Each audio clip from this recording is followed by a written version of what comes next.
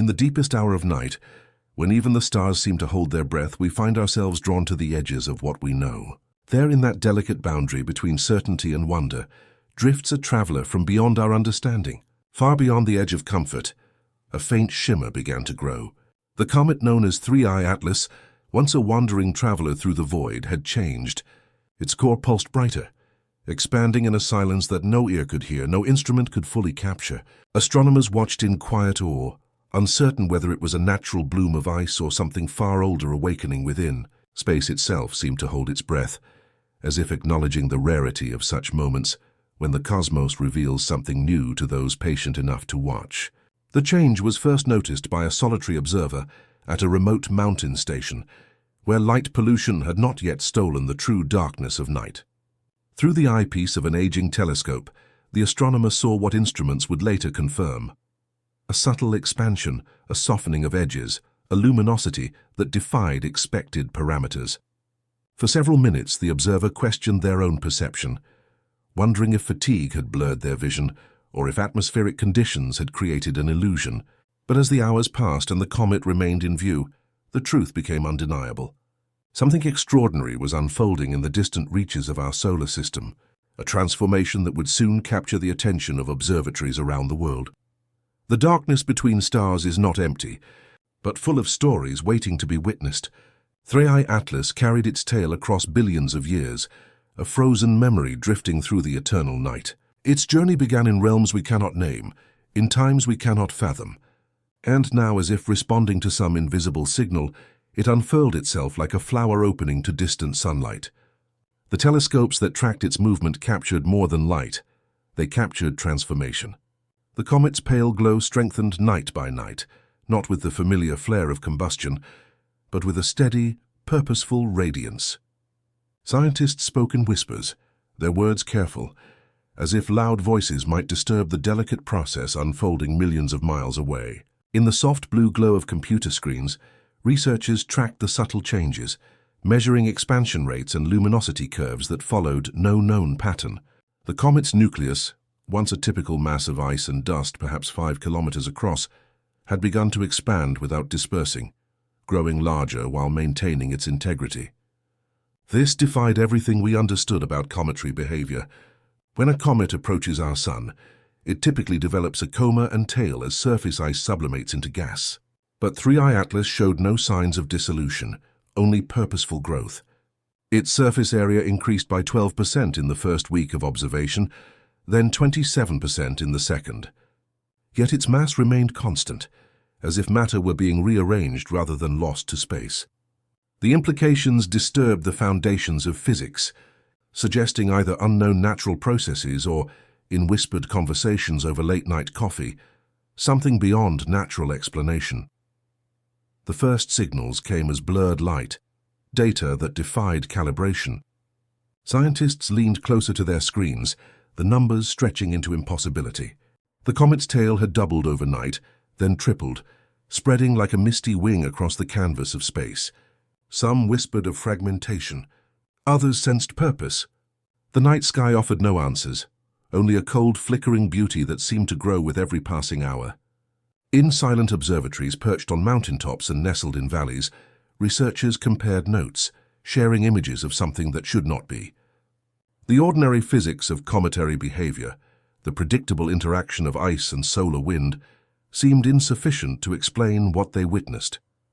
Measurement gave way to wonder, and wonder to a kind of reverence. The signals themselves carried anomalies that resisted analysis. Radio emissions fluctuated in patterns too regular for natural phenomena, too complex for simple explanation. When converted to sound waves, these emissions produced sequences that resembled music more than noise, rhythmic pulses separated by intervals that corresponded to no known mathematical constant, yet maintained perfect internal consistency. The data challenged not just what we knew, but how we knew it, suggesting forms of order beyond our current categories of understanding. In university laboratories and space agency facilities, specialists in cometary science found themselves collaborating with musicologists, linguists, mathematicians, anyone who might offer perspective on patterns that transcended conventional analysis. What began as astronomical observation evolved into a broader inquiry. What does it mean when the universe presents us with order we cannot explain? Is our inability to categorize these phenomena a limitation of human perception or evidence of processes genuinely beyond our current scientific framework? As data flowed between continents, a strange communion formed among those who watched. They spoke of anomalies in spectrographic readings, of light signatures that matched no known element. They spoke of mathematical patterns in the comet's expansion that resembled biological growth more than astronomical phenomena. Yet beneath these technical observations lay a simpler truth. Something beautiful was happening, and they had the privilege to witness it. The sky had always been a mirror for human longing, a canvas for our questions about meaning and existence. Now 3i Atlas seemed to reflect those questions back, its mysterious transformation a kind of answer too profound for words. In the vast control rooms of major observatories, in the cramped offices of university departments, in the makeshift stations of amateur astronomers, a similar feeling emerged, a sense that traditional boundaries between subject and object were dissolving. Those who observed longest reported a strange reciprocity, as if their attention was being met by equal attention from the phenomenon they studied. This perception was dismissed by many as anthropomorphism, the human tendency to project consciousness onto non-conscious entities. Yet it persisted across cultural and educational differences, described in similar terms by observers with no knowledge of each other's experiences. The comet seemed aware, not in the familiar sense of human or animal consciousness, but in some other mode of being that interacted with human awareness in ways both subtle and profound. No explosion had been seen, yet energy rippled outward, like waves from a hidden storm. Instruments recorded radiation patterns too symmetrical for chaos. It was as if 3i Atlas had breathed once and changed the rhythm of the cosmos. Observers felt an invisible echo in their chests, a pulse both foreign and familiar, like hearing your own heartbeat from 1,000 light-years away. This was not the violent eruption of a supernova or the chaotic dissolution of a dying star. It was measured, almost gentle, a transformation that seemed to follow rules we had not yet discovered. The radiation formed concentric rings, perfect in their geometry, expanding at a constant rate that defied the turbulent nature of space. Some scientists spoke of resonance, of frequencies that might travel through the quantum foam of reality itself. Others remained silent, letting the mystery speak in its own language. The energy signature defied classification, sharing characteristics with electromagnetic radiation, gravitational waves, and neutrino emissions, yet fully matching none of these categories. It passed through matter as if it weren't there, triggering subtle responses in organic compounds while leaving inorganic substances undisturbed. Most puzzling was its apparent violation of the inverse square law. It did not diminish with distance as all known forms of energy do, but maintained consistent strength across vast expanses of space. This suggested either an unknown method of propagation or an energy type fundamentally different from those in our current physics. Sensors on Earth, on orbiting satellites, and on deep space probes all registered the same intensity regardless of their distance from the source, creating the unsettling impression that 3i Atlas existed simultaneously at all points in space, or that space itself had different properties in its vicinity. The night grew deeper as observers watched their screens. In the blue glow of monitors, faces showed the same expression, a blend of confusion and awe, the look humans have worn since we first gazed upward and wondered what lay beyond. The comet continued its silent expansion, unhurried and undisturbed by our attention. It had traveled through the void for eons before entering our awareness, and would continue long after our brief witnessing.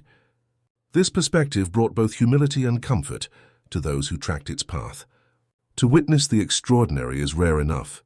To understand it is perhaps too much to ask.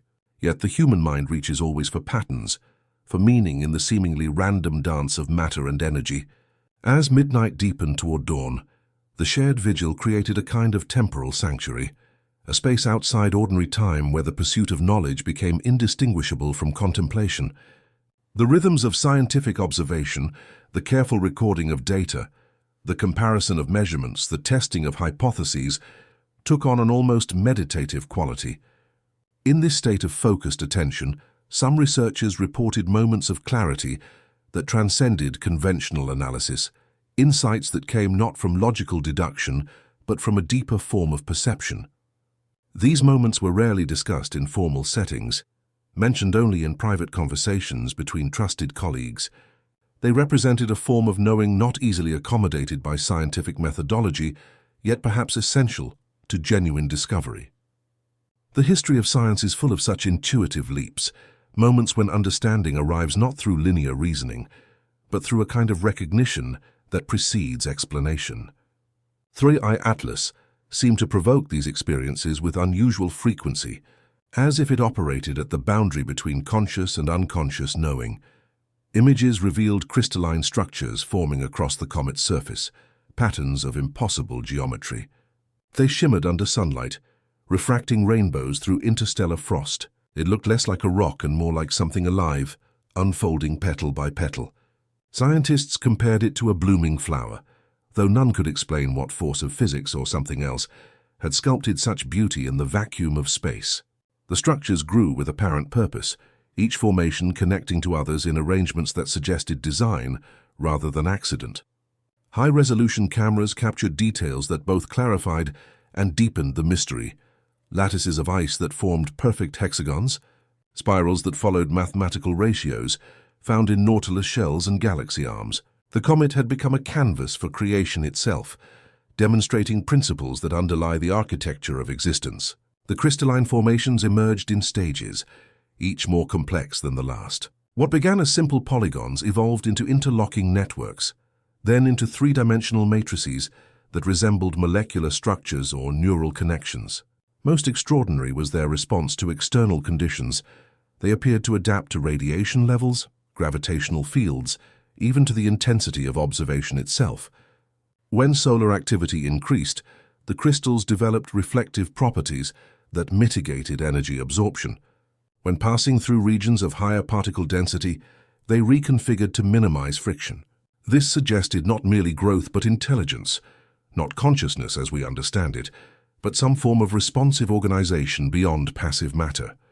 The implications disturbed conventional categories of living and non-living, challenging the boundary we draw between biology and physics. If 3i Atlas was responding to its environment, processing information, adapting its structure to changing conditions, was it not demonstrating characteristics we associate with life? Yet it existed in vacuum, at temperatures approaching absolute zero, composed of materials we consider inorganic. Either our definition of life required expansion, or we were witnessing something that transcended the binary of living and non-living entirely. In the quiet hours before dawn, when the mind is most receptive to wonder, the images seem to speak directly to something ancient within us. Long before science gave us language for the stars, our ancestors watched the night sky with the same mixture of awe and questioning. They too saw patterns, meaning, perhaps even consciousness in the movements above. Now, with all our technology and knowledge, we found ourselves in a similar state of reverent not knowing. The crystalline formations continued their slow dance, each new configuration more complex than the last. Fractal patterns emerged and dissolved. Ice sculptures that could not exist under known physical laws stood in defiance of our understanding. The comet had become a teacher of sorts, revealing how limited our perception truly was. As daylight approached, many observers remained at their posts, reluctant to break the communion established through hours of watchfulness. Something about 3i Atlas invited prolonged attention, creating a state of awareness distinct from ordinary observation. Those who maintained this vigil reported a gradual shift in perception, a dissolving of the boundary between observer and observed, a sense of participation rather than mere witnessing. This experience has precedents in contemplative traditions across cultures, described variously as presence, mindfulness, or non-dual awareness. That a celestial object could induce such states raised profound questions about the relationship between consciousness and cosmos. Are such experiences merely subjective, artifacts of human psychology projecting meaning onto mindless matter? Or do they represent genuine insight into the nature of reality, moments when our ordinary categories of separation fall away, revealing a more fundamental unity? The question remained unanswered, yet the experience itself was undeniable. Something about sustained attention to 3I Atlas altered consciousness in consistent and measurable ways, suggesting that observation is never passive, but always a form of relationship, of exchange between perceiver and perceived. Spectral readings hinted that the light from 3I Atlas was older than the comet itself. Its reflection carried frequencies not found in any known chemical signature. Could the object be absorbing time itself, replaying fragments of creation? The question unsettled even the calmest minds. Somewhere between data and silence, all replaced understanding. Light that should not exist streamed from the comet's core, wavelengths that belonged to the early universe, to moments just after the birth of everything. This temporal impossibility suggested something beyond our current physics, a glimpse of higher dimensions perhaps, or evidence that time flows differently near certain cosmic objects.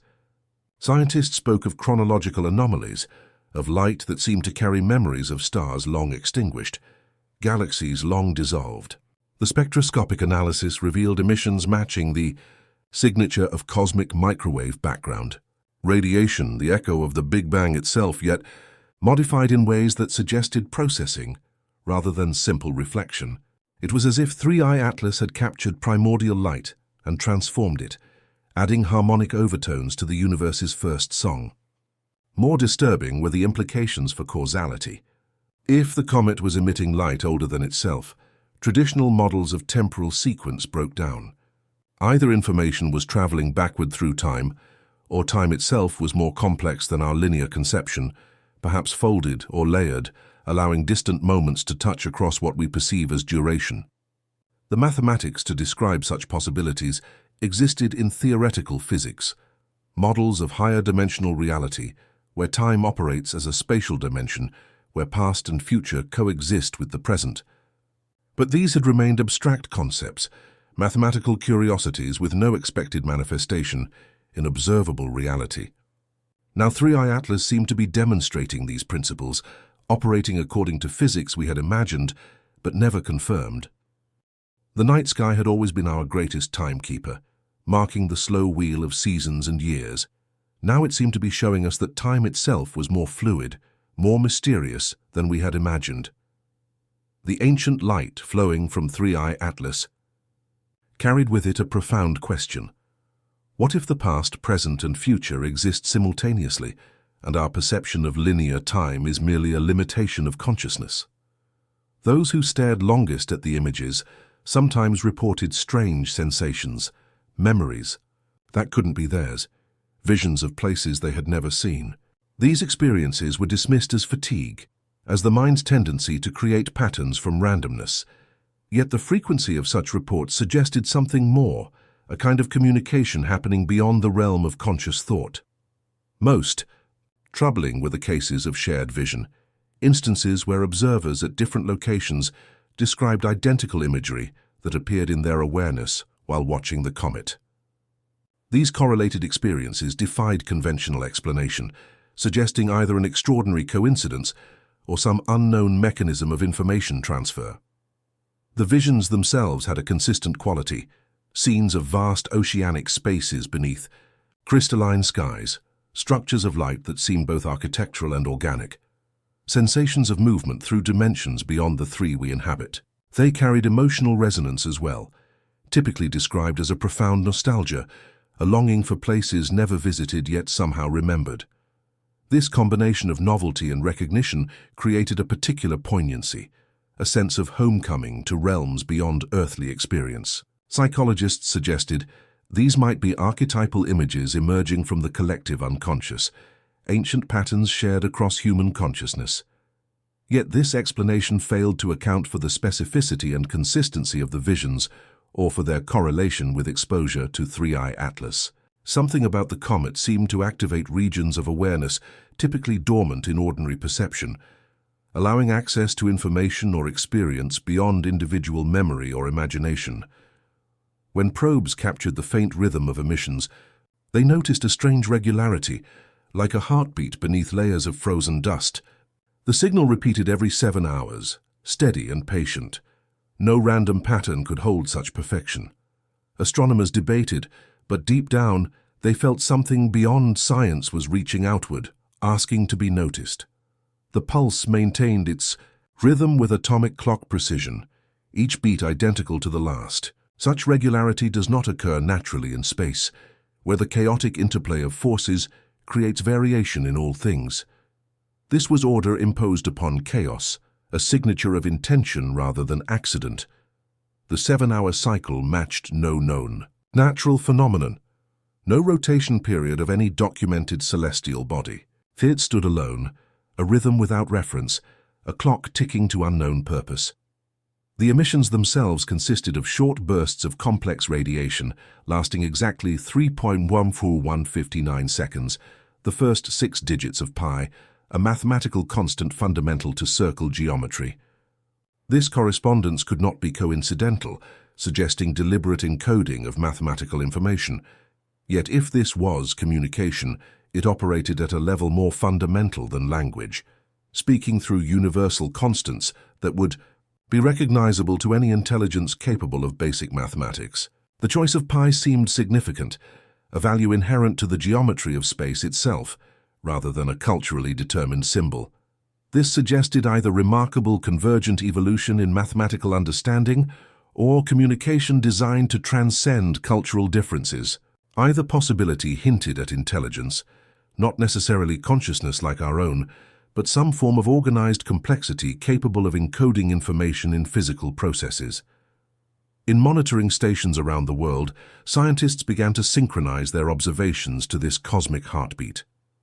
They found that certain aspects of the comet's transformation, the growth of crystal structures, the emission of light, intensified at specific points in the cycle. It was as if 3i Atlas operated according to some internal program, following instructions written in a language we could not yet comprehend. The pulse became a focus of obsession for some researchers, who began to look for mathematical relationships between its frequency and other cosmic constants. They found correlations with the golden ratio, with prime number sequences, with patterns that appear throughout nature, from the microscopic to the galactic scale. The comet was not merely changing, it was changing according to principles that underlie all of creation. As understanding of the pulse deepened, some researchers began to use it as a temporal framework for their observations, structuring their data collection around its rhythm. This methodological shift produced unexpected results. Patterns in the comet's behavior became more apparent when analyzed in relation to its internal clock rather than Earth time. It was as if 3i Atlas existed in its own temporal reference frame, one that intersected with but was not defined by our measure of seconds and minutes. Those who adopted this approach reported a curious synchronization of their own biological rhythms. Sleep cycles, attention spans, even heartbeats began to align with the 7-hour pulse. This entrainment occurred subtly, noticed only in retrospect through analysis of biometric data. It suggested a deeper resonance between human physiology and cosmic rhythms, a harmonic relationship typically obscured by artificial timekeeping but revealed through sustained attention to phenomena operating on their own temporal scale. The pulse of 3i Atlas became not just an object of study but a means of study, a metronome that guided observation into alignment with the phenomenon itself. Equations were drawn, erased, and drawn again. None could define the expansion, yet the patterns resembled the Fibonacci spirals of seashells, storms, and galaxies. It was as if nature itself had inscribed its sacred ratio upon the comet's form. The scientists sat in silence, staring at beauty that could not be measured, their whiteboards filled with formulas reaching toward explanation, each attempt coming close, but never quite capturing the essence of what they observed. The mathematics of 3i Atlas pointed toward a deeper order, a fundamental structure underlying reality itself. The same proportions that govern the arrangement of seeds in a sunflower, the branching of trees, the spiral of hurricanes, all appeared in the comet's transformation, as if it were demonstrating the unity of all natural phenomena. The golden ratio, approximately 1:618, appeared with uncanny frequency in measurements of the comet's structural evolution. The relationship between successive growth stages, the proportions of crystalline formations, the intervals between energy emissions, all exhibited this irrational number that represents perfect asymmetrical balance. This ratio, found throughout nature and considered by many mathematicians to be the most elegant proportion, creates structures that combine maximum stability with efficient use of energy. Its appearance in 3I Atlas suggested not random development, but adherence to fundamental principles of form. Even more striking was the comet's manifestation of fractal geometry, structures that maintain self-similarity across different scales, creating infinite complexity from simple iterative processes. Microscopic analysis of crystal fragments showed the same patterns visible at telescopic scale, each level of magnitude revealing identical organizing principles. This self-similarity is characteristic of complex systems poised at the boundary between order and chaos, the fertile region where both stability and transformation become possible. That 3I Atlas exhibited these properties suggested it existed at this creative edge, neither fully ordered nor fully chaotic, but in the generative space between. This positioning, whether accidental or deliberate, allowed for both structure and evolution, both pattern and surprise. In this convergence of cosmic and earthly patterns, some found evidence of universal laws that connect all scales of existence. Others saw the signature of design, of intention behind the apparent randomness of the universe.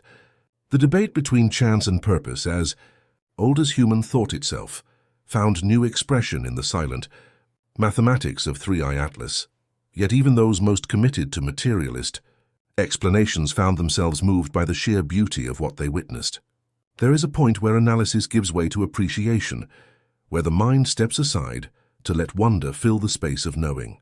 The comet had brought many observers to this threshold, where science and art, reason and emotion, measurement and meaning dissolve into a single experience of awe. This aesthetic response is not separate from scientific understanding, but integral to it, the recognition of pattern, proportion, and harmony that guides intuition toward truth. Many breakthrough insights in science history have begun with an aesthetic perception, a recognition of elegance or beauty that precedes formal proof. Einstein spoke of the inner harmony of the universe as a guiding principle in developing relativity. Watson and Crick described the double helix as too pretty not to be true. 3I Atlas seemed to operate at this intersection of beauty and truth, demonstrating principles that satisfy both our aesthetic sense and our rational understanding.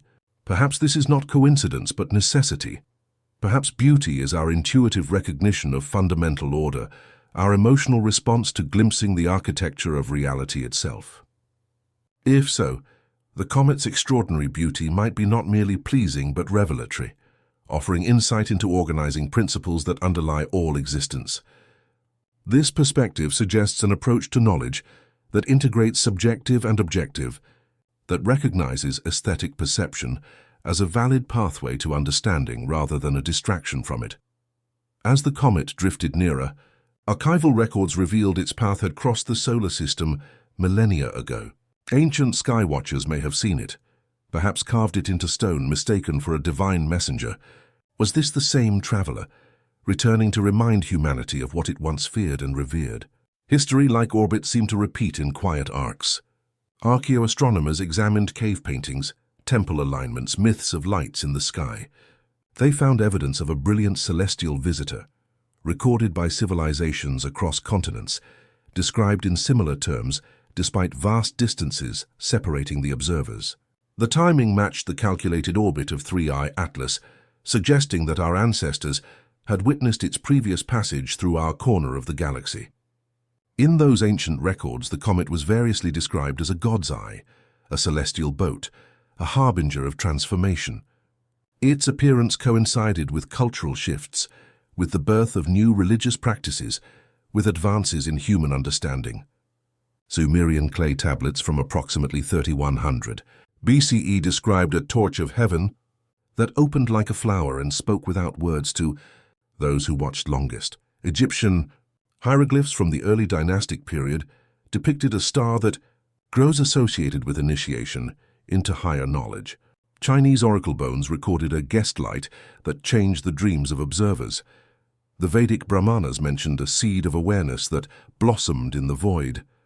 These descriptions, separated by geography yet similar in content, suggested a common experience, transcending cultural interpretation. What our ancestors witnessed was clearly extraordinary enough to be recorded, significant enough to be incorporated into cosmological understanding. Their accounts, filtered through pre-scientific frameworks, nevertheless conveyed observations strikingly similar to current experience: growth, transformation, communication beyond language, altered states of consciousness among observers. This continuity across millennia raised profound questions about the nature of 3i Atlas. If it had appeared before in similar form, was its transformation cyclical rather than unique? Was it returning according to some cosmic schedule, demonstrating processes beyond our current temporal understanding? The realization that we were not the first to witness this cosmic visitor created a strange continuity with the past. Those ancient observers, lacking our technology but perhaps possessing greater patience for wonder, had recognized something significant in the comet's passage. They had incorporated it into their understanding of the world, their cosmologies, their sense of humanity's place in the universe. Now, with all our scientific advancement, we found ourselves in a similar position, reaching for meaning in the face of mystery. The comet connected us not only to distant stars, but to our own past, to the long human tradition of looking upward and seeking to understand. This continuity offered a kind of comfort, a reminder that wonder is the birthplace of both science and spirituality. Historical linguists noted curious similarities in how different cultures had named the comet. Terms that translated roughly as the awakener, the illuminator, the transformer. These semantic parallels suggested not merely observation of light, but attribution of agency, of active influence rather than passive presence. Myths associated with the comet often involved transformation of consciousness, initiation into higher knowledge, expansion of awareness, dissolution of boundaries between observer and observed. This mythic pattern aligned uncomfortably well with current reports of altered perception among those studying 3i Atlas, suggesting either remarkable cultural consistency in human response to unusual celestial phenomena or genuine transformative properties inherent to the comet itself. The historical records also revealed a pattern of technological and cultural advancement following the comet's previous appearances. The early dynastic period in Egypt, the rise of Sumerian city-states, the composition of the Vedas, all coincided with recorded observations of a comet matching 3i Atlas's description and calculated orbit. While correlation does not prove causation, the pattern was striking enough to suggest a possible relationship between the comet's passage and acceleration of human development. Had our ancestors received some form of information or inspiration from their observation? Had the altered states of consciousness reported in ancient texts led to insights that transformed culture? The question remained speculative, yet the historical pattern mirrored current experience. Exposure to 3i Atlas seemed to stimulate creative thinking, to catalyze connections between previously unrelated fields of knowledge, to inspire approaches to problems that transcended conventional frameworks. Dust and vapor spiraled outward, forming a translucent cocoon. Light bent around it strangely, as though space itself was warping near its core.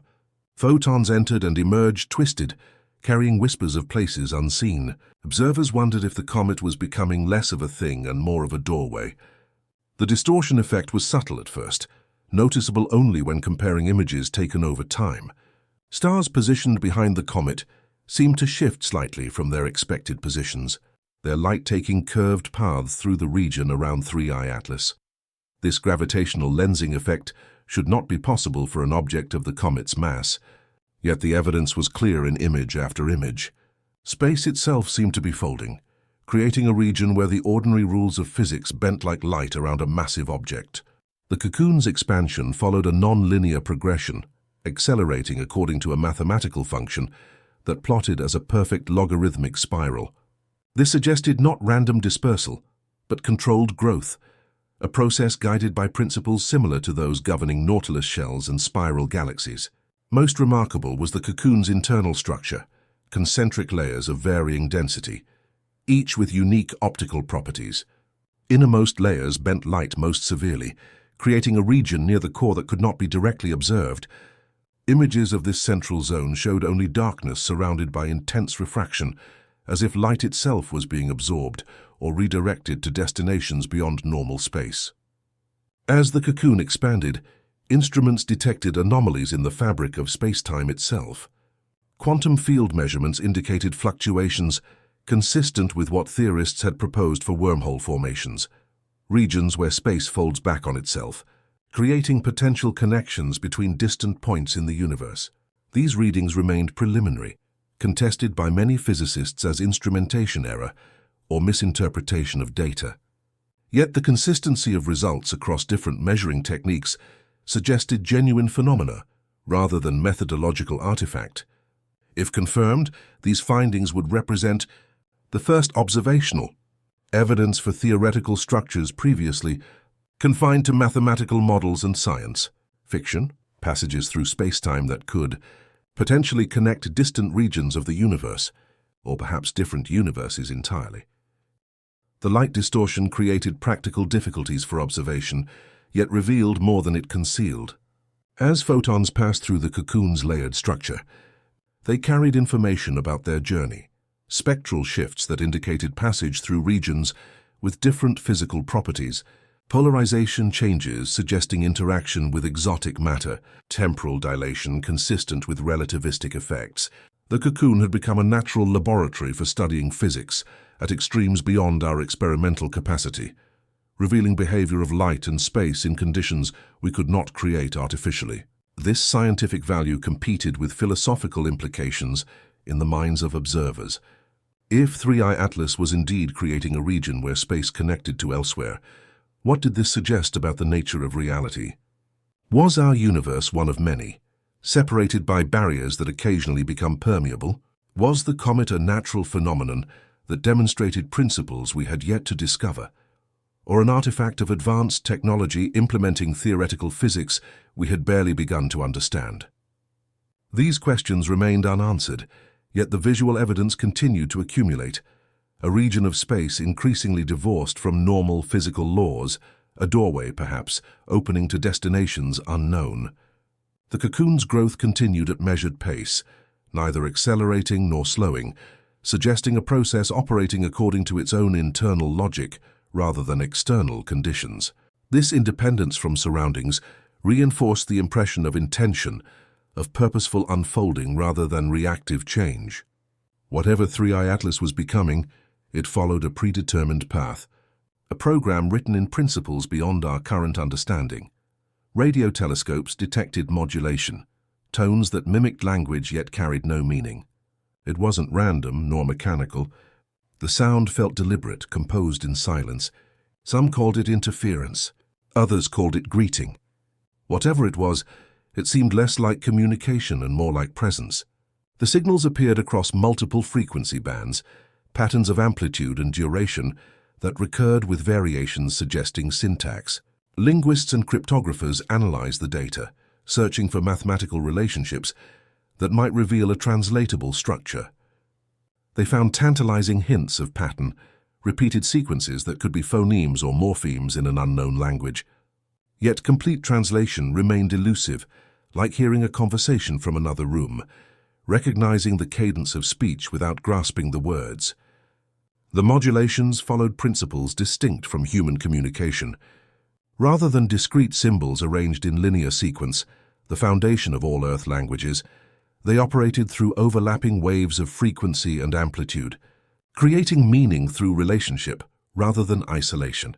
This multidimensional approach to information transfer resembled music more than text, with significance emerging from the interaction of simultaneous elements rather than sequential arrangement. Such a system could theoretically contain exponentially more information than linear language, allowing complex concepts to be conveyed in brief transmissions. This efficiency might explain why the signals defied translation, despite apparent pattern. They operated according to information theory beyond our current models, compressing meaning into structures our analytical methods could not easily decompress. Musicologists noted similarities between the signals and certain forms of polyphonic composition, particularly those employing mathematical principles like canons and fugues. When the radio emissions were transposed to audible frequencies, they created harmonies of unusual complexity and beauty. structures that seemed both alien and familiar, like music from a tradition we had never encountered yet, could almost comprehend. Perhaps more telling than the signals themselves was their effect on those who listened. Audio engineers who converted the radio waves to sound reported strange emotional responses, a sense of recognition that bypassed conscious understanding, feelings of both loneliness and connection that lingered for hours after removing their headphones.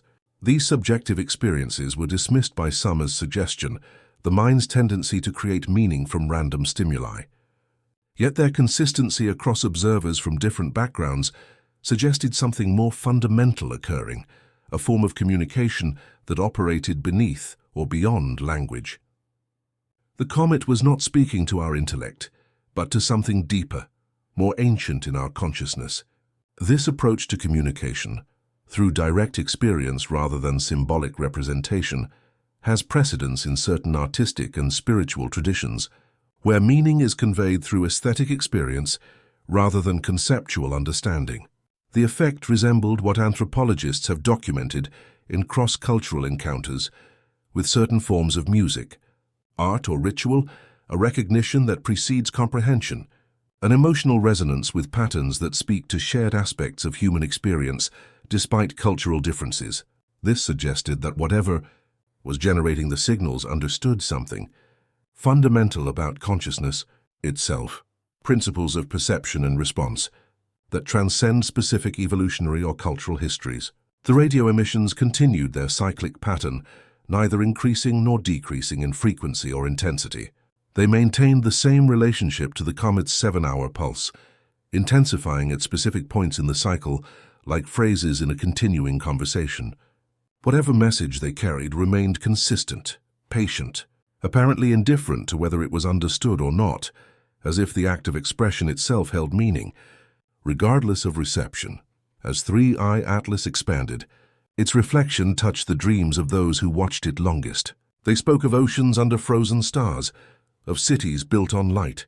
It was as though the comet whispered through sleep, sharing memories of places that once existed, or might one day be. The dream reports accumulated in research journals and private conversations, too numerous and consistent to dismiss. Scientists who had spent weeks analyzing the comet's data described similar dreamscapes, vast crystalline architectures suspended in darkness, currents of luminous particles flowing like rivers through space, sensations of witnessing creation from its earliest moments to its distant end. These were not the fragmented symbolic dreams of ordinary sleep, but coherent experiences that felt more like visitation or remembrance than imagination. The dreams followed a progression, as if conveying information in sequence rather than random fragments. Initial experiences typically involved vast empty spaces, fields of stars viewed from impossible vantage points, regions between galaxies where darkness itself seemed alive with potential. These were followed by dreams of structure emerging from void, mathematical patterns manifesting as physical form, light organizing itself into lattices and networks. Later dreams introduced movement, purpose, evolution, the impression of consciousness flowering across cosmos, awareness that spanned billions of years yet remained somehow unified. The sequence suggested a narrative, a history perhaps, or a potential future, the emergence of order from chaos, of mind from matter, of interconnection from isolation.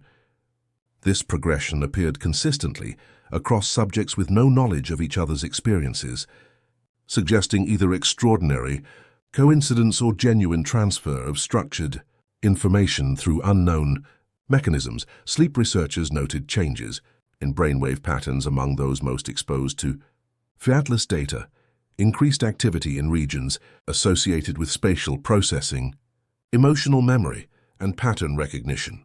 Something about extended engagement with the comet seemed to reconfigure neural pathways, opening channels of perception typically dormant in waking consciousness. These changes persisted after contact with the comet's images ended, suggesting a permanent alteration in how these individuals processed reality. They spoke of heightened awareness, of seeing connections between apparently unrelated phenomena, of sensing patterns in ordinary events that had previously seemed random. The comet had become a catalyst for consciousness, its mysterious presence triggering evolution in those who attended to it most deeply. Psychologists debated whether these changes represented genuine enhancement or merely altered perception without improved function. Tests of cognitive ability showed mixed results. Conventional measures of intelligence remained unchanged, yet subjects demonstrated increased capacity for creative problem-solving, for recognizing patterns in complex data, for synthesizing information across disparate fields. These cognitive shifts were accompanied by emotional changes, greater tolerance for ambiguity, reduced anxiety in the face of uncertainty, increased empathic response to others' experiences. The overall profile suggested not merely altered, but expanded consciousness, access to modes of perception and processing typically unavailable in ordinary awareness. Whether these changes represented benefit or merely difference remained an open question, yet they clearly demonstrated 3I Atlas's impact beyond physical observation. The comet had become not merely an object of study, but an agent of transformation, altering the very consciousness through which it was perceived. No known force could explain such sudden growth without disintegration. Gravity, heat, radiation, each theory fell apart under quiet scrutiny. Yet 3I Atlas remained whole, serene, almost peaceful in its impossible state. It didn't obey destruction, it redefined balance. The coherence of the comet defied physical laws that should have torn it apart. Its expansion should have created instability, fragmentation, dissolution into scattered particles. Instead, it maintained perfect integrity, its structure growing more complex while remaining unified. This suggested forces at work beyond our current understanding, new principles of cohesion that might apply in regions of space with different properties, or at scales where quantum effects and gravitational interactions merge in ways our theories cannot yet describe. Theoretical physicists proposed models involving exotic states of matter. Bose-Einstein condensates operating at macroscopic scales, quantum entanglement, maintaining coherence across vast distances, topological phase transitions, creating new emergent properties. Yet each explanation required modifications to fundamental physical laws, extensions that remained mathematically consistent but had no experimental verification. The comet seemed to be demonstrating physics we had imagined but never observed, principles that existed in equations but had not been confirmed in reality. This gap between theoretical possibility and observational evidence created both excitement and caution in the scientific community. The history of physics includes many instances where observation forced theoretical revision, moments when the universe revealed itself to be stranger than our models predicted. Yet acceptance of such paradigm shifts requires extraordinary evidence, verification beyond isolated instances that could be explained by measurement error or misinterpretation. 3I Atlas provided compelling but not yet conclusive evidence for physics beyond our current understanding, suggestive anomalies rather than definitive proof. In this apparent contradiction of known physics lay the most profound mystery of 3I Atlas. It demonstrated not merely unexplained phenomena, but phenomena that should be impossible according to our most fundamental understanding of how matter and energy behave. This forced a humbling recognition. Our physics, despite its mathematical elegance and predictive power, remains incomplete. The comet moved through a universe larger than our theories, operating according to principles we have yet to discover. This recognition brought both frustration and exhilaration to the scientific community, the uncomfortable yet exciting awareness that there is still so much to learn, that the cosmos contains realities beyond our current capacity to explain. The history of science provides context for such moments, periods when observed phenomena challenged existing frameworks, forcing expansion of theoretical models. The orbital anomalies of Mercury that led to general relativity, the ultraviolet catastrophe that pointed toward quantum mechanics, the cosmic microwave background radiation that confirmed the Big Bang. Each represented a moment when reality exceeded theory, when observation pointed toward deeper understanding. 3I Atlas perhaps represented such a moment, a phenomenon that required not merely adjustment to existing models, but fundamental reconceptualization of physical principles. This perspective encouraged humility about current knowledge while maintaining Commitment to the scientific process, recognition that our understanding is provisional, evolving through continual dialogue between theory and observation. The comet had become not merely an object of study, but a teacher of process, demonstrating both the power and limitations of human knowledge-seeking. Its impossible coherence challenged not just what we know, but how we know, revealing boundaries of current methodology while suggesting pathways beyond those limitations. The comet released a massive cloud of vapor, expanding like lungs exhaling after an eternity. For a brief moment it looked like it was breathing, alive in motionless space. Telescopes caught the shimmering breath gliding across darkness, a sigh written in ice and starlight. The release was not the violent outgassing typical of comets approaching the sun, but a controlled emission that expanded in perfect concentric shells. The vapor carried particles of unusual composition, molecules that shouldn't form naturally. In space, isotopes of common elements with unexpected stability.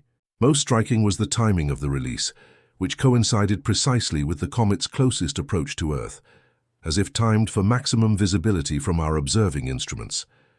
The exhalation continued for exactly 7 hours, one complete cycle of the comet's internal rhythm, beginning and ending with mathematical precision.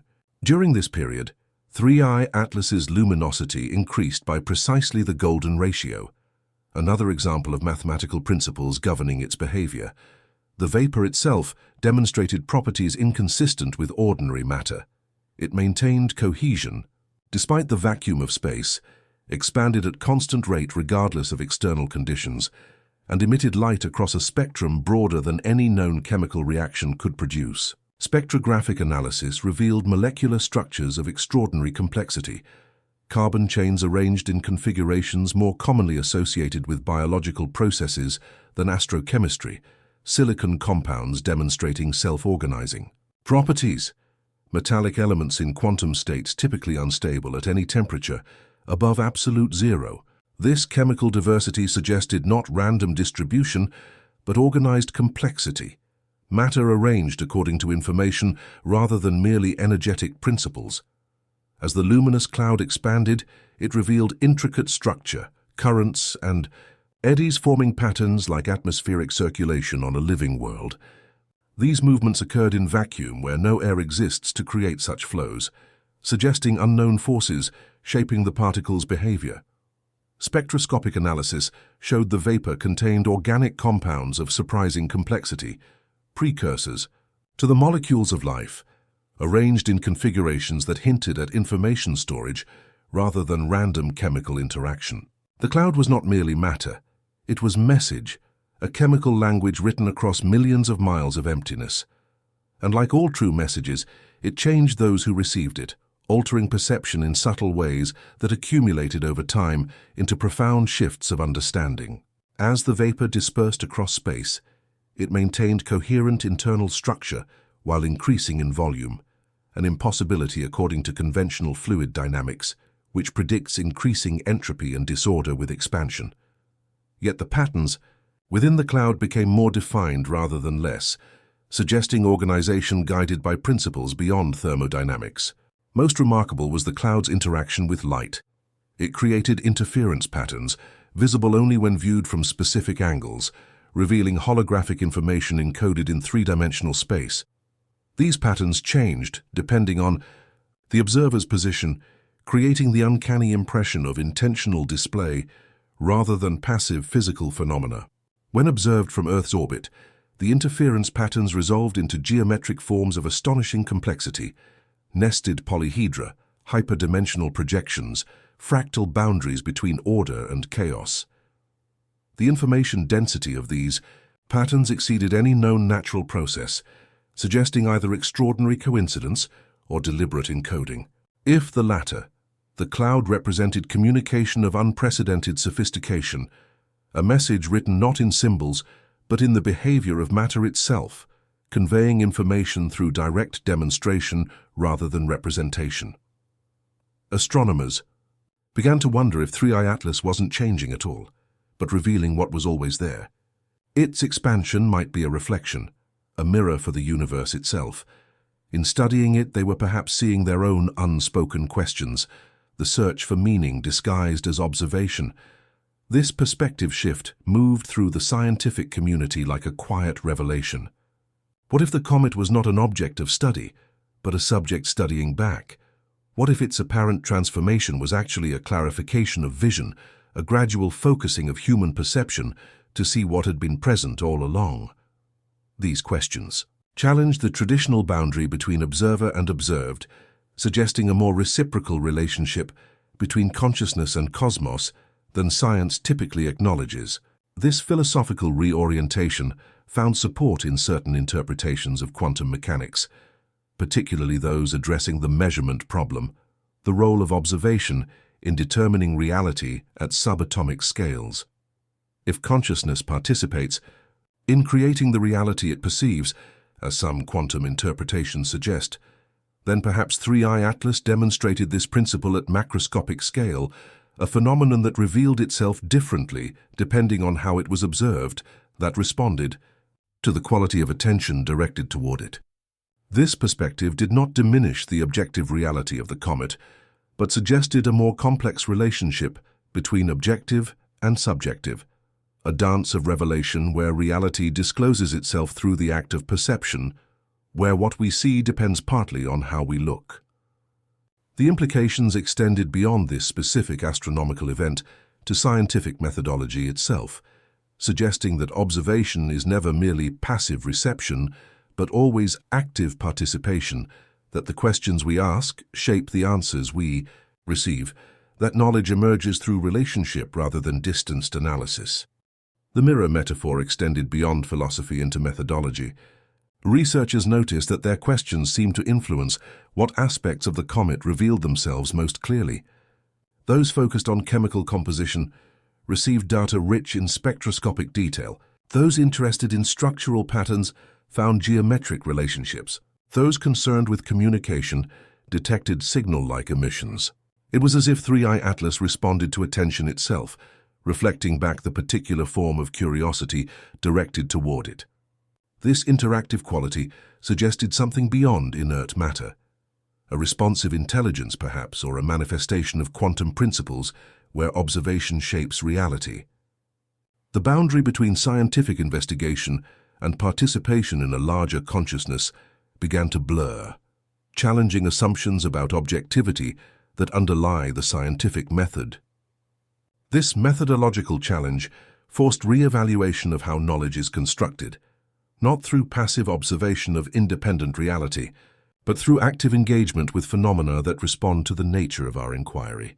Such a perspective has precedence in certain scientific traditions, particularly in complex systems research, where observer and observed form a single system, where the act of measurement influences what is measured. It suggested approaches to 3I Atlas that incorporated reflexivity, awareness of how observational methods shaped observed phenomena, openness to information that emerged through relationship rather than detached analysis.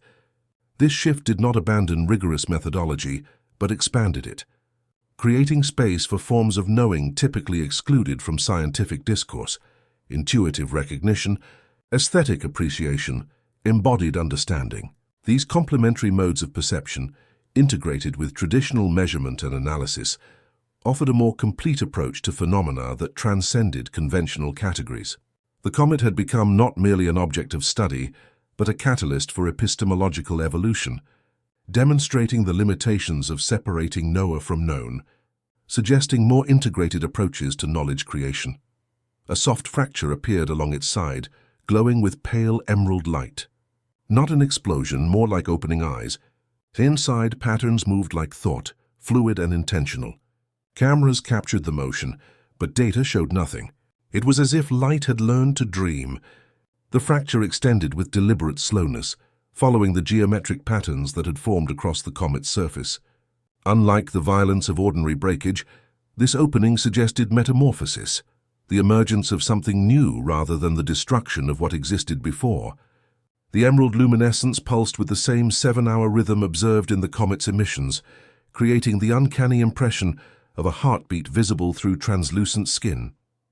The fracture measured precisely 3.4159 kilometers in length, the digits of pi multiplied by a unit of measurement, another example of mathematical constants manifesting in physical form. Its edges showed none of the irregularity expected from mechanical stress, instead forming perfect curves that followed the comet's existing crystalline patterns. Most remarkable was the timing. The fracture appeared at the exact moment 3I Atlas reached perihelion, its closest approach to our Sun. This suggested either response to external conditions or adherence to internal schedule, either adaptation or plan. The emergence was gradual yet purposeful, unfolding over 7 cycles of the comet's internal rhythm, each stage revealing greater complexity within. High-resolution imaging showed structures behind the translucent surface, lattices of light arranged in 3-dimensional matrices, currents of luminous particles flowing in circuits reminiscent of neural networks, regions of varying density that formed and dissolved like thoughts taking shape then dissipating. These internal processes operated according to patterns distinct from known physical interactions. Particles moved in coordinated fashion without apparent force acting upon them. Structures maintained integrity despite energetic flux that should disrupt them. Information seemed to propagate instantly across distances, where even light would require time to travel. The overall impression was of organization that transcended mechanical causation, complexity that suggested computation, purpose, perhaps even consciousness, in forms we could recognize but not fully comprehend. Within the opening, instruments detected movement too ordered for turbulence, too fluid for mechanical operation. Particles flowed in currents reminiscent of neural activity, forming networks that reconfigured themselves in response to external stimuli. When solar radiation intensified, the patterns shifted to create protective structures. When gravitational influences changed, they reorganized to maintain equilibrium. This adaptive behavior suggested something beyond physics, a system capable of response, of preservation, perhaps even of purpose. Yet when scientists attempted to measure these movements directly, their instruments registered nothing unusual, as if the phenomena existed in a spectrum of reality, accessible to visual observation, but not to other forms of detection. This discrepancy between what could be seen and what could be measured created a kind of epistemological vertigo, challenging the reliability of both human perception and scientific instrumentation. The contrast between visual evidence and instrumental data forced uncomfortable questions about the nature of perception itself. Were the observed patterns objectively real but somehow invisible to direct measurement? Were they artifacts of human visual processing, forms imposed by our perceptual systems rather than inherent to the phenomenon? Or did they represent aspects of reality that exist but cannot be quantified by current methods, phenomena that require different approaches to verification than conventional scientific instrumentation? Each possibility carried profound implications for scientific methodology and philosophical understanding of reality. If instruments fail to detect objectively real phenomena, our technological extensions of sense might be more limited than we recognized. If human perception created patterns not present in reality, our confidence in observational evidence required re-evaluation. If certain aspects of reality resist quantification while remaining perceptible, our understanding of what constitutes valid knowledge might need expansion. The fracture thus presented not merely new data, but fundamental challenges to how we determine what is real, questions at the foundation of scientific epistemology. These challenges did not invalidate scientific method, but revealed its boundaries, suggesting complementary approaches to phenomena that transcend current methodological frameworks. Around the world, telescopes pointed upward. From deserts to mountaintops, humans gathered beneath one expanding mystery. For the first time in years, the scientific world grew silent, not to debate but to listen. The comet had become a shared lullaby of wonder, reminding all how small and infinite they truly were. Professional observatories extended their viewing time. Universities redirected satellite resources. Amateur astronomers turned backyard telescopes toward the same point in space. This convergence of attention represented something rare in modern science, a moment when competition gave way to collaboration, when the drive to explain surrendered to the desire to witness. Papers and presentations were set aside as researchers shared data freely, contributing to a collective understanding that transcended individual achievement. The global nature of observation created unprecedented integration of data, information flowing between institutions, nations, hemispheres without the usual barriers of proprietary interest or academic territory. Russian radio telescopes coordinated with American optical arrays. European spectrographs complemented Chinese gravitational detectors, creating comprehensive monitoring that no single nation or institution could achieve alone. This scientific communion transcended not just geographical boundaries, but disciplinary ones. Astronomers collaborated with physicists, chemists, biologists, mathematicians, even artists and philosophers, each field contributing perspective to a phenomenon that defied categorization within existing frameworks. The comet had catalyzed a form of inquiry as extraordinary as the object itself. Integrative, cooperative, multidimensional approaches to knowledge creation, rarely seen in an era of specialization and competitive funding. This methodological innovation represented perhaps the most significant impact of 3i Atlas, not just new data, but new ways of creating knowledge. Approaches that recognize the limitations of fragmented understanding when confronting complex phenomena that transcend disciplinary boundaries. The public too joined this global witnessing. Live streams of telescope images drew millions of viewers. News coverage shifted from sensationalism to reverent documentation. Social media filled with expressions of awe rather than argument. In a world often divided by politics, religion, and ideology, 3i Atlas became a unifying focus, a reminder of the shared human experience of wonder in the face of cosmic mystery. People gathered in parks and plazas to watch the night sky together, strangers finding connection in silent appreciation. The comet had awakened something dormant in collective consciousness, a capacity for unified attention, for communion through shared contemplation rather than shared belief or purpose. Public observatories reported unprecedented attendance. Planetariums created special programs that combined scientific data with space for reflection. Community organizations hosted viewing events that attracted diverse populations, rarely brought together by other circumstances. The quality of engagement differed from typical science communication, less focused on explanation than on participation, creating spaces where people could contribute their own observations, questions, and experiences without hierarchical distinction between expert and novice. This democratization of astronomical experience reflected recognition that 3i Atlas affected all observers regardless of technical knowledge, that its significance transcended specialized understanding, touching aspects of human experience common across educational and cultural differences. The phenomenon had become a catalyst, not just for scientific collaboration, but for social connection, creating temporary communities united by shared attention to something beyond human creation or control.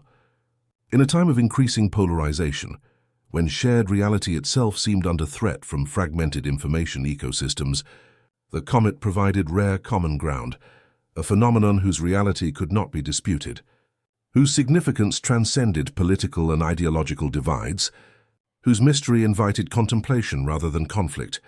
Probes nearing the object lost signal, yet their final transmissions carried a faint hum, like music under static. Analysts could not isolate the sound's origin.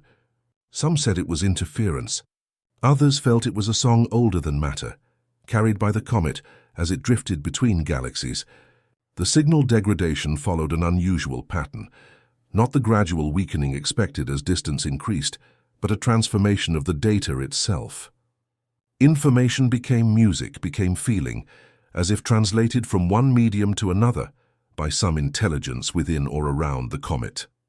The final readable transmissions contained anomalies in their binary code, patterns that, when converted to audio, produced sequences reminiscent of whale song or wind through ancient ruins.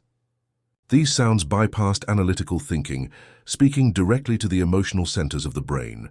The degradation began at precisely 7 astronomical units from the comet's core. Another example of mathematical regularity in phenomena associated with 3i Atlas. At this boundary, electronic systems continued functioning, but transmitted data underwent progressive transformation, digital information acquiring analog characteristics, discrete values becoming continuous variables, binary code developing tertiary and quaternary states impossible in conventional computing. This transformation suggested not merely interference, but translation, conversion between different information paradigms, communication between incompatible systems. The probes themselves continued to function according to internal diagnostics, yet what they transmitted changed in transit, as if passing through a field that altered the fundamental nature of information. This effect extended to all forms of data, telemetry, imaging, spectrographic analysis, suggesting alteration of physical principles governing information transfer rather than simply signal corruption. The boundary thus represented not merely a physical threshold, but an epistemological one, a limit beyond which our methods of knowing through technological extension became unreliable, transformed into something other than intended. Those who listened longest to the transformed signals described a sensation of recognition, as if remembering something they had never known. The experience transcended ordinary categories of perception, creating a form of knowing that was neither intellectual nor emotional, but somehow both. This phenomenon suggested communication operating at levels deeper than language, touching aspects of consciousness that evolved before human speech. Perhaps 3i Atlas was not trying to transmit information, but to establish resonance, a harmonic relationship between its existence and our awareness. The probes, extensions of human technology and intention, became instruments in this cosmic concert. Their signals transformed into music that could be felt rather than understood. This musical quality was not merely metaphorical, but literal. The transformed signals contained harmonic relationships, resonant frequencies, temporal patterns that resembled sophisticated composition more than random noise. Audio engineers identified structures similar to certain forms of non-Western music, drone-based systems where meaning emerges through subtle variation around constant tones, polyrhythmic patterns where multiple time signatures overlap to create complex temporal fields, microtonal systems that utilize intervals smaller than conventional Western scales. These musical structures carried emotional resonance independent of cultural background, producing consistent, effective responses despite differences in musical training or aesthetic preference. This consistency suggested communication, operating through universal aspects of human neurobiology rather than culturally specific symbolism, reaching toward what might be called a natural language of consciousness, patterns of sound that speak directly to embodied awareness rather than conceptual understanding. The effect resembled certain contemplative practices where specific sound patterns induce altered states, mantras, overtone singing, rhythmic entrainment, suggesting either remarkable convergence or deliberate utilization of principles that connect sound to consciousness across species and cultures. Every discovery brought deeper confusion. Every answer led to silence. Perhaps that was the purpose. Perhaps 3i Atlas was not meant to be explained, but felt, a quiet lesson from the cosmos that not all things must fit inside understanding. This insight spread through the scientific community, not as defeat but as expansion, a recognition that knowledge includes forms of awareness beyond the analytical mind. The comet had introduced a new kind of epistemology, one that valued resonance alongside reason, participation alongside observation. In this approach, not knowing became not a failure of intelligence but a doorway to deeper perception, a willingness to engage with mystery on its own terms rather than reducing it to familiar categories. The transformation began in whispered conversations between researchers who had spent the most time with the data, those who had watched through long nights as the comet's crystalline structures unfolded in patterns that mathematics could describe but not explain. They spoke of something beyond measurement, a quality of presence that affected the observer in ways both subtle and profound. At first, these conversations remained private, shared only among trusted colleagues in the shadowed corners of observatories and university hallways.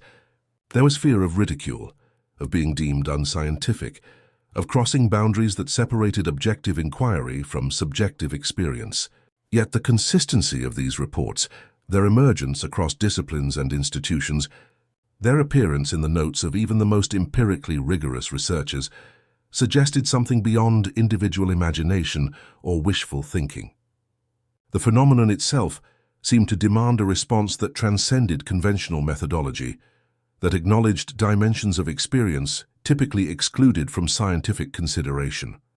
The perspective shift represented significant methodological innovation, not abandonment of rigor, but expansion of what constitutes valid knowledge, inclusion of forms of understanding typically excluded from scientific discourse. Researchers began to document subjective experiences alongside objective measurements, recognizing that phenomena like Three-Eye Atlas revealed themselves differently depending on how they were approached, that complete understanding required integration of multiple modes of knowing rather than privileging any single method. Traditional observational protocols were supplemented with practices designed to cultivate different qualities of attention, extended periods of silent witnessing, collaborative observation sessions where researchers shared perceptions in real time, cyclical approaches that alternated between focused measurement and receptive awareness. These methodological experiments emerged not from rejection of scientific principles, but from commitment to their essence, the willingness to follow evidence wherever it leads, even when it points toward revision of foundational assumptions. The institutions most receptive to these innovations were often those with the strongest traditional credentials established, observatories and research universities, with resources to support methodological exploration without fear of diminished standing. The Keck Observatory in Hawaii implemented what they called integrated observation protocols, combining conventional instrumentation with what researchers described as contemplative astronomy approaches that cultivated particular qualities of awareness through practices derived from both scientific tradition and contemplative disciplines. Similarly, teams at Princeton and Cambridge developed multimodal observation frameworks that documented correlations between subjective experience and objective measurement, mapping relationships between states of observer consciousness and detection of particular patterns in the comet's behavior. The willingness to consider such approaches reflected recognition that Three-Eye Atlas represented a genuine anomaly, a phenomenon that could be partially captured through conventional measurement but whose full significance emerged only through integration of multiple epistemological frameworks. The comet had effectively created a natural experiment in scientific methodology, demonstrating both the power and limitations of existing approaches while suggesting alternatives that might access dimensions of reality typically beyond instrumental reach. This methodological evolution was not without controversy.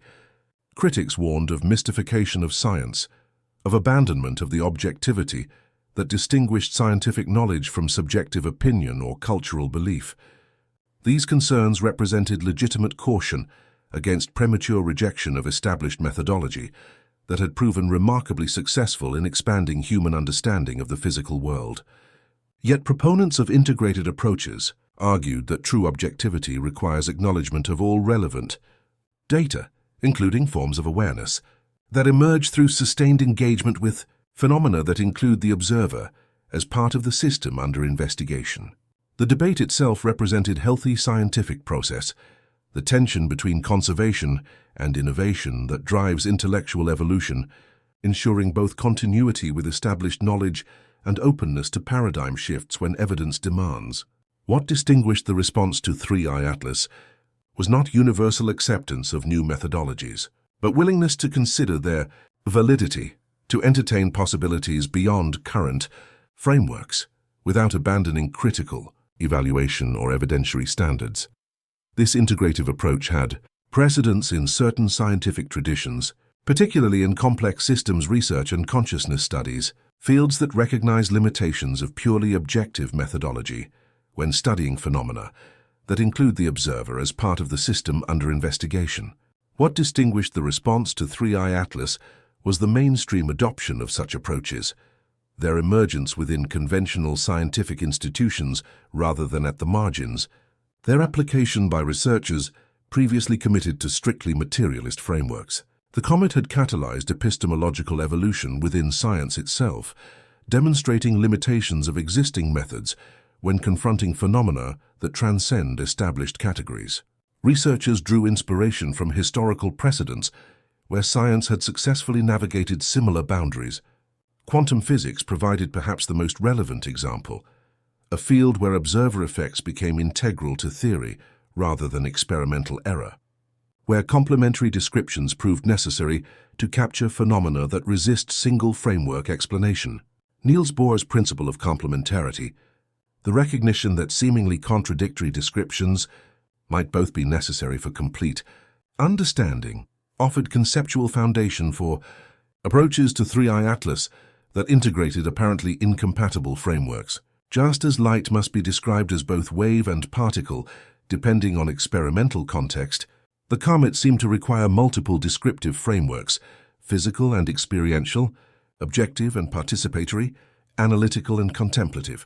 This epistemological pluralism represented not abandonment of scientific rigor, but its evolution, recognition that certain phenomena require multiple modes of investigation for complete understanding. That reality itself might be more complex than any single descriptive system can capture. Historical analysis revealed that science had navigated similar epistemological transitions throughout its development, often in response to anomalous phenomena that resisted explanation within existing frameworks. The scientific revolution itself emerged through integration of previously separate approaches: mathematical abstraction and empirical observation, theoretical speculation, and practical experiment. Newton's synthesis of terrestrial and celestial mechanics required conceptual innovation that transcended existing categories, combining mathematics, observation, and philosophical insight to create new understanding of physical reality. Similarly, Darwin's theory of evolution integrated evidence from previously unconnected fields: biogeography, paleontology, comparative anatomy, embryology, creating explanatory framework that transformed understanding of life's diversity and development. Each represented expansion rather than rejection of scientific methodology, incorporation of previously excluded perspectives into more comprehensive approach to natural phenomena. The response to Three-Eye Atlas followed similar pattern, not abandonment of established methods, but their integration into more comprehensive approach that acknowledged limitations of any single framework when confronting phenomena at the boundaries of current understanding. This methodological humility represented maturation rather than retreat, recognition that science advances not through premature certainty, but through willingness to engage with mystery, to follow evidence beyond comfortable boundaries into territory that demands conceptual innovation and epistemological flexibility. As the comet continued its transformation, research teams developed increasingly sophisticated approaches to integration of subjective and objective dimensions of observation.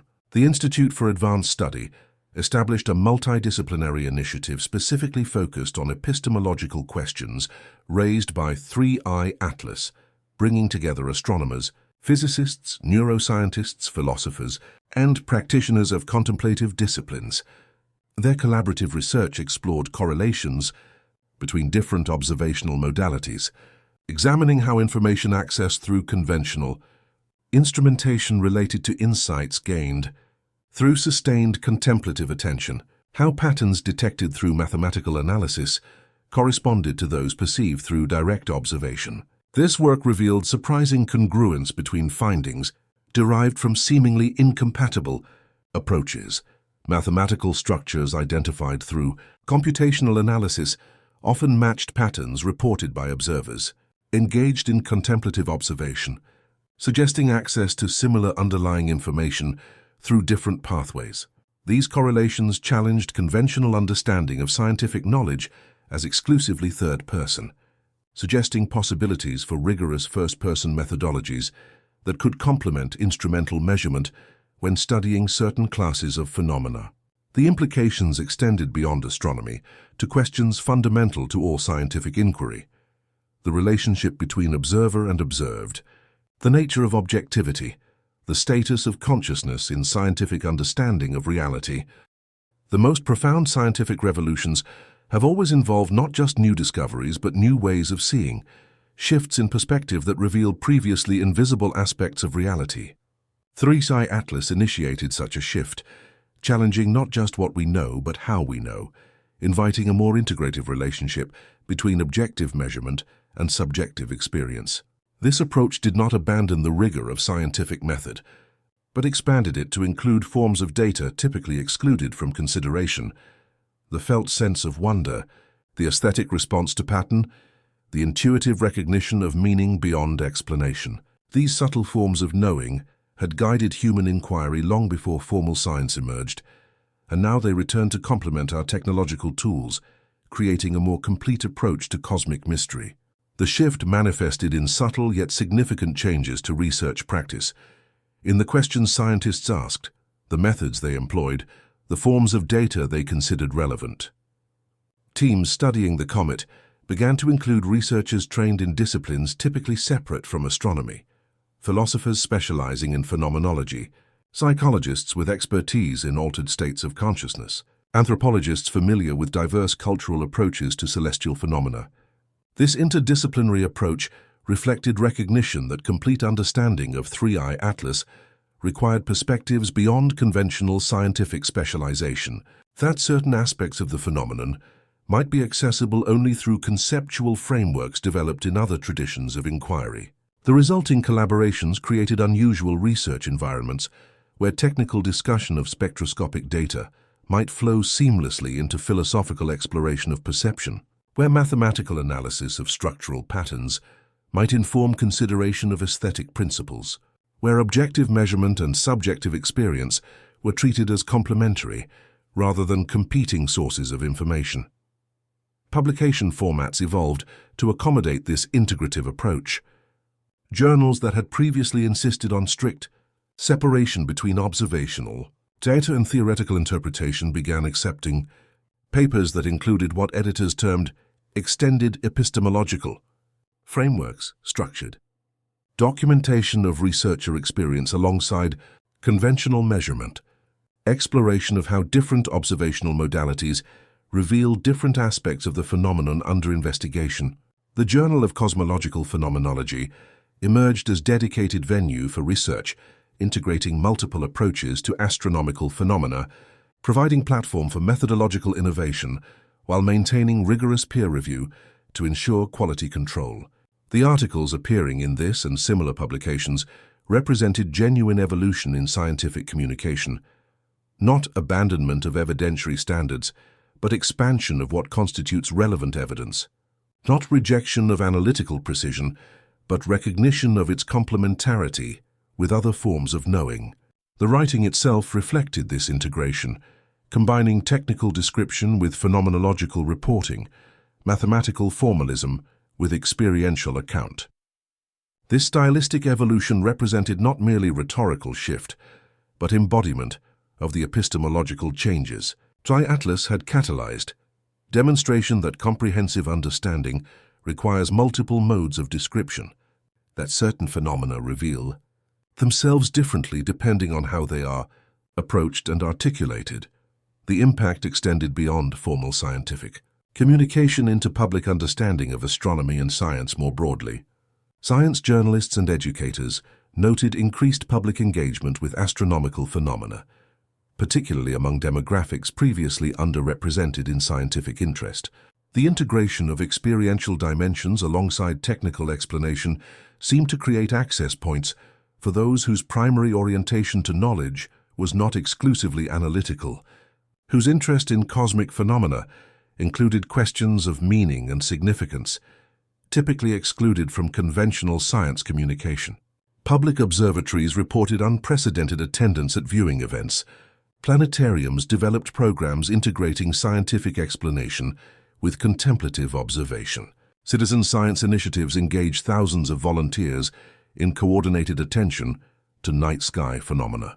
This broad participation reflected democratization of astronomical experience, recognition that meaningful engagement with cosmic phenomena does not require specialized training or equipment, that certain forms of knowledge emerge through patient attention available to any dedicated observer. The resulting expansion of astronomical community created feedback loops that enriched professional research, as perspectives from diverse observers contributed to more comprehensive understanding of how phenomena like Three-Eye Atlas affect human consciousness and culture. This integration of professional and public astronomical practice represented return to earlier traditions where observation of celestial phenomena was not exclusive province of specialists, but shared cultural activity, connecting communities to larger cosmic context. Historians of science noted that similar epistemological expansions had accompanied major paradigm shifts throughout scientific history, moments when established frameworks proved insufficient to explain new observations, requiring not just new theories, but new ways of theorizing. The Copernican revolution required reconceptualization of Earth's position in the cosmos. Darwinian evolution transformed understanding of humanity's relationship to other species. Quantum mechanics necessitated abandonment of strict determinism at subatomic scales. Each represented not merely accumulation of new data, but fundamental reorientation of how reality is conceived. Three-Eye Atlas perhaps initiated comparable transformation, not just new astronomical observations, but reconsideration of boundaries between observer and observed, between knowing and being, between scientific measurement and other forms of engagement with reality. The significance lay not merely in what was observed, but in how observation itself was transformed. In recognition that complete understanding requires integration of multiple perspectives, multiple ways of knowing, multiple forms of relationship between consciousness and cosmos. This integrative approach did not diminish scientific rigor but enhanced it, creating more complete engagement with phenomena that transcend single modes of inquiry. The historical perspective provided important context for current methodological evolution, suggesting that periods of epistemological expansion often precede major theoretical advances. The willingness to question foundational assumptions, to consider not just new answers, but new forms of questions, has repeatedly catalyzed scientific progress, opening conceptual space for insights that transform understanding. The response to Three-Eye Atlas followed this pattern. As methodological innovation created conditions for theoretical development that might not have emerged through conventional approaches alone, the parallels with quantum physics seemed particularly relevant, as both involved phenomena that resisted complete description within classical frameworks. Just as quantum mechanics revealed limitations of Newtonian physics when investigating subatomic reality, Three-Eye Atlas demonstrated boundaries of conventional astronomy when studying certain classes of celestial phenomena. In both cases, the anomalies did not invalidate existing frameworks within their domains of applicability, but revealed their incompleteness when extended to new territories. This pattern of theoretical evolution, expansion rather than rejection, complementarity rather than replacement, offered model for integrating emerging approaches to Three-Eye Atlas with established astronomical practice. The Comet had effectively created natural laboratory for exploring questions at the foundations of scientific epistemology: the relationship between observation and reality, the role of consciousness in scientific understanding, the nature of objectivity itself. These philosophical dimensions were not distractions from scientific investigation, but integral to it, as conceptual frameworks shape what questions can be asked and what observations considered relevant. The willingness to engage with these meta-scientific questions represented maturation, rather than compromise, of scientific approach, recognition that science advances not just through accumulation of data, but through evolution of conceptual frameworks that determine how data is interpreted and understood. Philosophers of science identified several key transitions in how Three-Eye Atlas was conceptualized as research progressed. Initial frameworks treated the comet as conventional celestial object exhibiting unusual properties, applying standard analytical approaches to explain anomalous observations. As evidence accumulated that conventional frameworks could not fully account for observed phenomena, conceptualization shifted toward treating Three-Eye Atlas as complex system exhibiting emergent properties, similar to biological organisms or ecosystems, where higher-order behaviors emerge from interactions among simpler components. This framework accommodated some anomalous observations while maintaining connection to established scientific models, Further observations suggesting response to observation itself, apparent violation of physical laws regarding information transfer, and consistent induction of altered states in observers led to more radical conceptualizations. Proposals that 3i Atlas represented entirely new category of natural phenomenon, perhaps involving dimensions of reality beyond current scientific understanding. These conceptual shifts demonstrated healthy scientific process, willingness to revise theoretical frameworks when evidence demands, balanced with appropriate skepticism toward explanations that require fundamental revision of established knowledge. The ongoing dialogue between conservative and innovative perspectives created productive tension that drove research forward, preventing both premature rejection of established frameworks and rigid adherence to models inadequate to explain new observations. As it moved beyond range, 3i Atlas seemed to shrink, though instruments confirmed it hadn't. It was merely leaving human sight, returning to the vastness that birthed it. The sky regained its calm, but a subtle ache remained, the space between knowing and mystery. The comet's departure created a specific quality of absence, not emptiness but resonance, like the vibration that remains after a bell has been struck. Those who had followed its journey most closely reported a persistent awareness of connection, as if some part of their consciousness had been entrained to the comet's rhythm and continued to pulse with its distant heartbeat. Dreams of crystalline structures and emerald light persisted, becoming less frequent but more vivid, often accompanied by a sense of message or meaning just beyond the reach of waking memory. The departure process unfolded with the same mathematical precision that had characterized all aspects of the comet's behavior. Its recessional velocity increased according to phi ratio increments rather than gravitational calculations. Its luminosity diminished following perfect logarithmic progression. The crystalline structures continued their transformation even as distance increased, maintaining coherence despite cosmic radiation and gravitational influences that should have disrupted such delicate formations.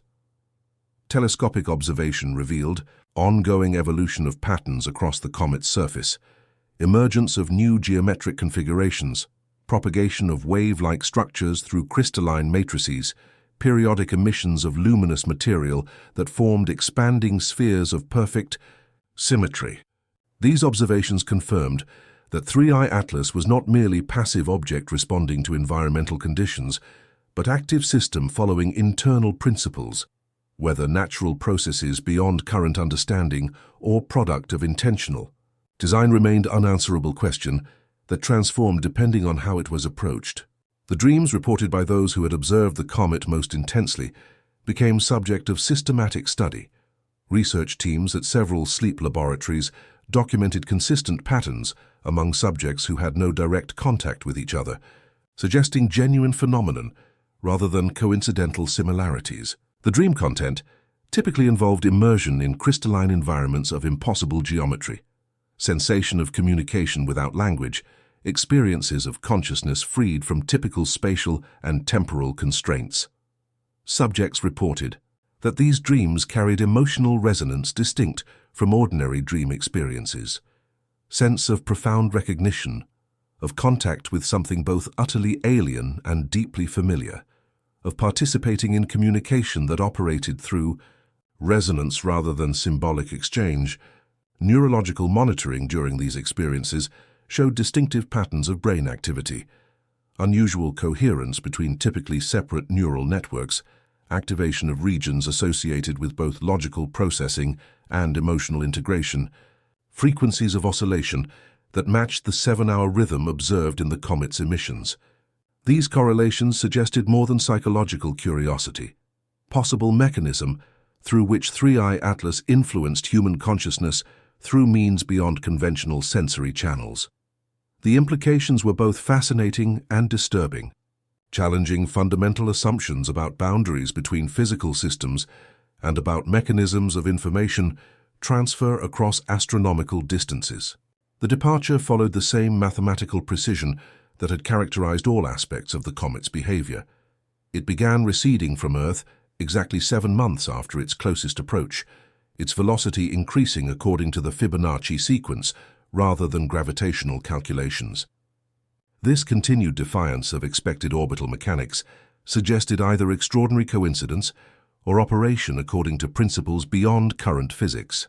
Further evidence that 3I Atlas represented something beyond ordinary celestial objects. As distance increased, certain anomalies persisted while others faded. The 7-hour pulse continued to register on sensitive instruments despite increasing distance, maintaining constant strength rather than diminishing according to inverse square law. The crystalline structures remained visible through powerful telescopes, continuing their intricate transformations as if distance from Earth were irrelevant to their evolution. Yet the dreams and altered perceptions among observers gradually normalized, suggesting that certain effects required proximity while others transcended spatial limitations. This differentiation provided important data about the nature of the comet's influence. Some aspects apparently physical, bound by spatial relationship, others informational or consciousness-related, operating through principles not constrained by distance. The varying attenuation rates of different phenomena associated with 3I Atlas offered clues to their underlying mechanisms, suggesting multiple modes of interaction operating according to different physical principles. The pulse that maintained constant strength regardless of distance implied communication channel operating outside conventional electromagnetic spectrum, perhaps utilizing quantum entanglement or other non-local processes. The persistent visibility of structural evolution, despite increasing distance, suggested either extraordinary material properties or distortion of space itself in the comet's vicinity, creating observational window that transcended normal optical limitations. The gradual normalization of psychological effects indicated biological response to proximity-dependent influences, perhaps subtle radiation or fields that affected neural function through mechanisms below detection threshold of current instrumentation. Research teams established long-term monitoring protocols to track both the comet's physical evolution and its ongoing effects on observers. Dedicated telescope arrays maintained continuous observation, documenting 3I Atlas's trajectory and structural changes as it moved beyond conventional observational range. Sensitive detectors listened for continuation of the 7-hour pulse, analyzing variations that might contain encoded information or provide insight into underlying mechanisms. Medical researchers conducted regular assessment of individuals who had experienced significant consciousness effects during close observation, tracking persistence or evolution of neurological and psychological changes over time. These longitudinal studies revealed subtle but significant patterns, periodic intensification of both physical emissions and consciousness effects that correlated with astronomical alignments, gradual evolution of the pulse's internal structure toward increasing mathematical complexity, persistent neurological differences in long-term observers that enhanced certain perceptual and cognitive capacities without apparent deficit to normal function. The overall picture suggested ongoing relationship rather than completed encounter, as if 3I Atlas maintained connection even as physical distance increased, operating through channels not limited by spatial separation or conventional physics. This possibility raised profound questions about the nature of consciousness and its relationship to physical reality, questions typically relegated to philosophical speculation, but now demanding serious scientific consideration based on documented observations. The distance itself became subject of theoretical reconsideration. Conventional measurement confirmed increasing separation according to standard astronomical units.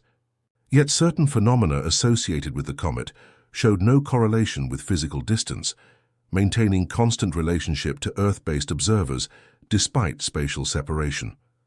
This discrepancy suggested limitations in conventional understanding of space itself, possibility that certain forms of connection operate through dimensions beyond the familiar 3 of everyday experience. Theoretical physicists proposed models involving higher dimensional reality, where apparent separation in 3-dimensional space might correspond to proximity or connection, along other dimensional axes, mathematical frameworks that remain speculative, yet provided conceptual language for phenomena otherwise resistant to description. These models drew inspiration from both string theory and ancient philosophical traditions that had long proposed reality beyond immediately apparent dimensions, scientific speculation and contemplative insight converging on similar conceptual territory when confronting phenomena that transcended conventional frameworks. This convergence itself represented significant development, recognition that different knowledge traditions might offer complementary insights when investigating reality at its boundaries, that certain questions require integration of approaches typically considered separate or even contradictory. The departure of 3i Atlas thus catalyzed not just new astronomical observations, but reconsideration of knowledge itself, how it is created, validated, communicated, and integrated across different domains of human understanding. The scientific papers eventually written about 3i Atlas acknowledged the limitations of current understanding, their conclusions more modest than their data suggested. This humility represented not failure, but maturation. A scientific community grown wise enough to recognize the boundaries of its methods, honest enough to acknowledge mystery, without abandoning the search for explanation. The comet had initiated a new kind of dialogue between human knowledge and cosmic wonder, one that continued in research programs, philosophical discussions, artistic expressions, and quiet moments of individual reflection. Its physical presence had departed, but its influence remained, rippling through human consciousness like the expanding waves of energy it had released into space. The formal scientific literature documented observable phenomena with meticulous precision, spectroscopic analyses of the comet's composition, mathematical descriptions of its structural evolution, detailed records of its orbital mechanics and energy emissions. Yet alongside these conventional data, papers included sections explicitly acknowledging phenomena that resisted current explanatory frameworks, observations that violated established physical principles, correlations between observer consciousness and comet behavior that suggested relationship beyond conventional subject-object separation, persistent effects that transcended spatial limitations and temporal boundaries. This willingness to document anomalies without premature explanation represented significant methodological evolution, comfort with not knowing that maintained scientific rigor while acknowledging its current limitations. Rather than forcing observations into existing frameworks or dismissing those that didn't fit, researchers documented the full spectrum of phenomena associated with 3i Atlas, creating comprehensive record that future investigators might interpret with theoretical tools not yet developed. The academic literature documented observable phenomena while acknowledging interpretive diversity, presenting multiple theoretical frameworks rather than forcing consensus where evidence remained ambiguous. This approach represented significant methodological evolution, recognition that premature closure around single explanations might obscure important aspects of complex phenomena, that maintaining multiple interpretive possibilities could prove more productive than artificial certainty. Papers typically presented several possible explanatory frameworks for observed phenomena, evaluating each according to evidential support and theoretical coherence, without insisting on definitive selection among viable alternatives. This pluralistic approach allowed for productive collaboration among researchers with different theoretical orientations, creating intellectual environment where competing explanations could be evaluated on their merits rather than dismissed through paradigmatic allegiance. The resulting literature demonstrated unusual integration of precision and openness, detailed documentation of specific observations alongside recognition of their resistance to complete explanation, rigorous analysis of available data alongside acknowledgement of its incompleteness. This balance between empirical specificity and theoretical humility created foundation for ongoing research, program that neither abandoned the search for explanation nor forced phenomena into inadequate conceptual frameworks. The approach represented significant evolution in scientific communication, moving beyond false certainty without surrendering to vague speculation, maintaining commitment to empirical evidence while acknowledging its interpretation always occurs within theoretical frameworks that themselves evolve as understanding develops. The influence extended beyond astronomical literature into broader scientific discourse, articles in physics, chemistry, information theory, even cognitive science and philosophy, of mind-examined implications of observations associated with 3I Atlas. This cross-disciplinary engagement reflected recognition that the comet's significance transcended astronomical categorization, touching questions fundamental to multiple fields. Physicists reconsidered theoretical models of space-time in light of apparent violations of established principles regarding information transfer and energetic attenuation. Chemists examined implications of molecular structures observed in the comet's emissions, structures that demonstrated organization principles beyond known chemical processes. Information theorists analyzed patterns in the 7-hour pulse, identifying encoding systems that suggested communication rather than random natural processes. Cognitive scientists investigated correlations between comet observation and altered states of consciousness, documenting neural mechanisms that might explain reported experiences while raising questions about consciousness. Matter interactions typically excluded from scientific consideration.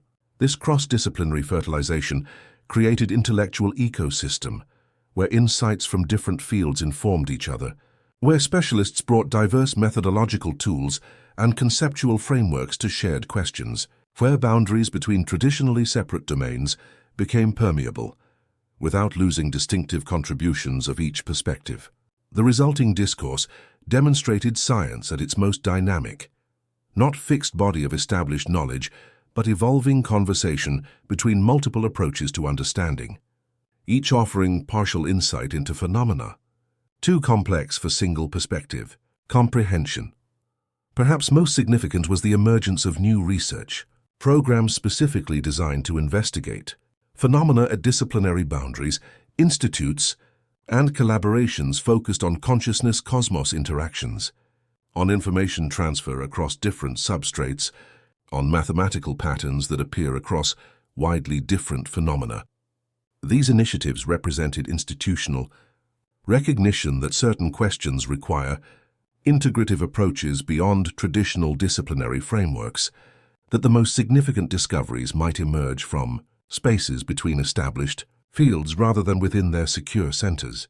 The Consciousness and Cosmos Initiative established joint research program between astrophysics departments and consciousness studies laboratories at several major universities, investigating correlations between celestial phenomena and observer experience through controlled protocols that maintain scientific rigor while exploring typically excluded variables. The Institute for Transdisciplinary Information.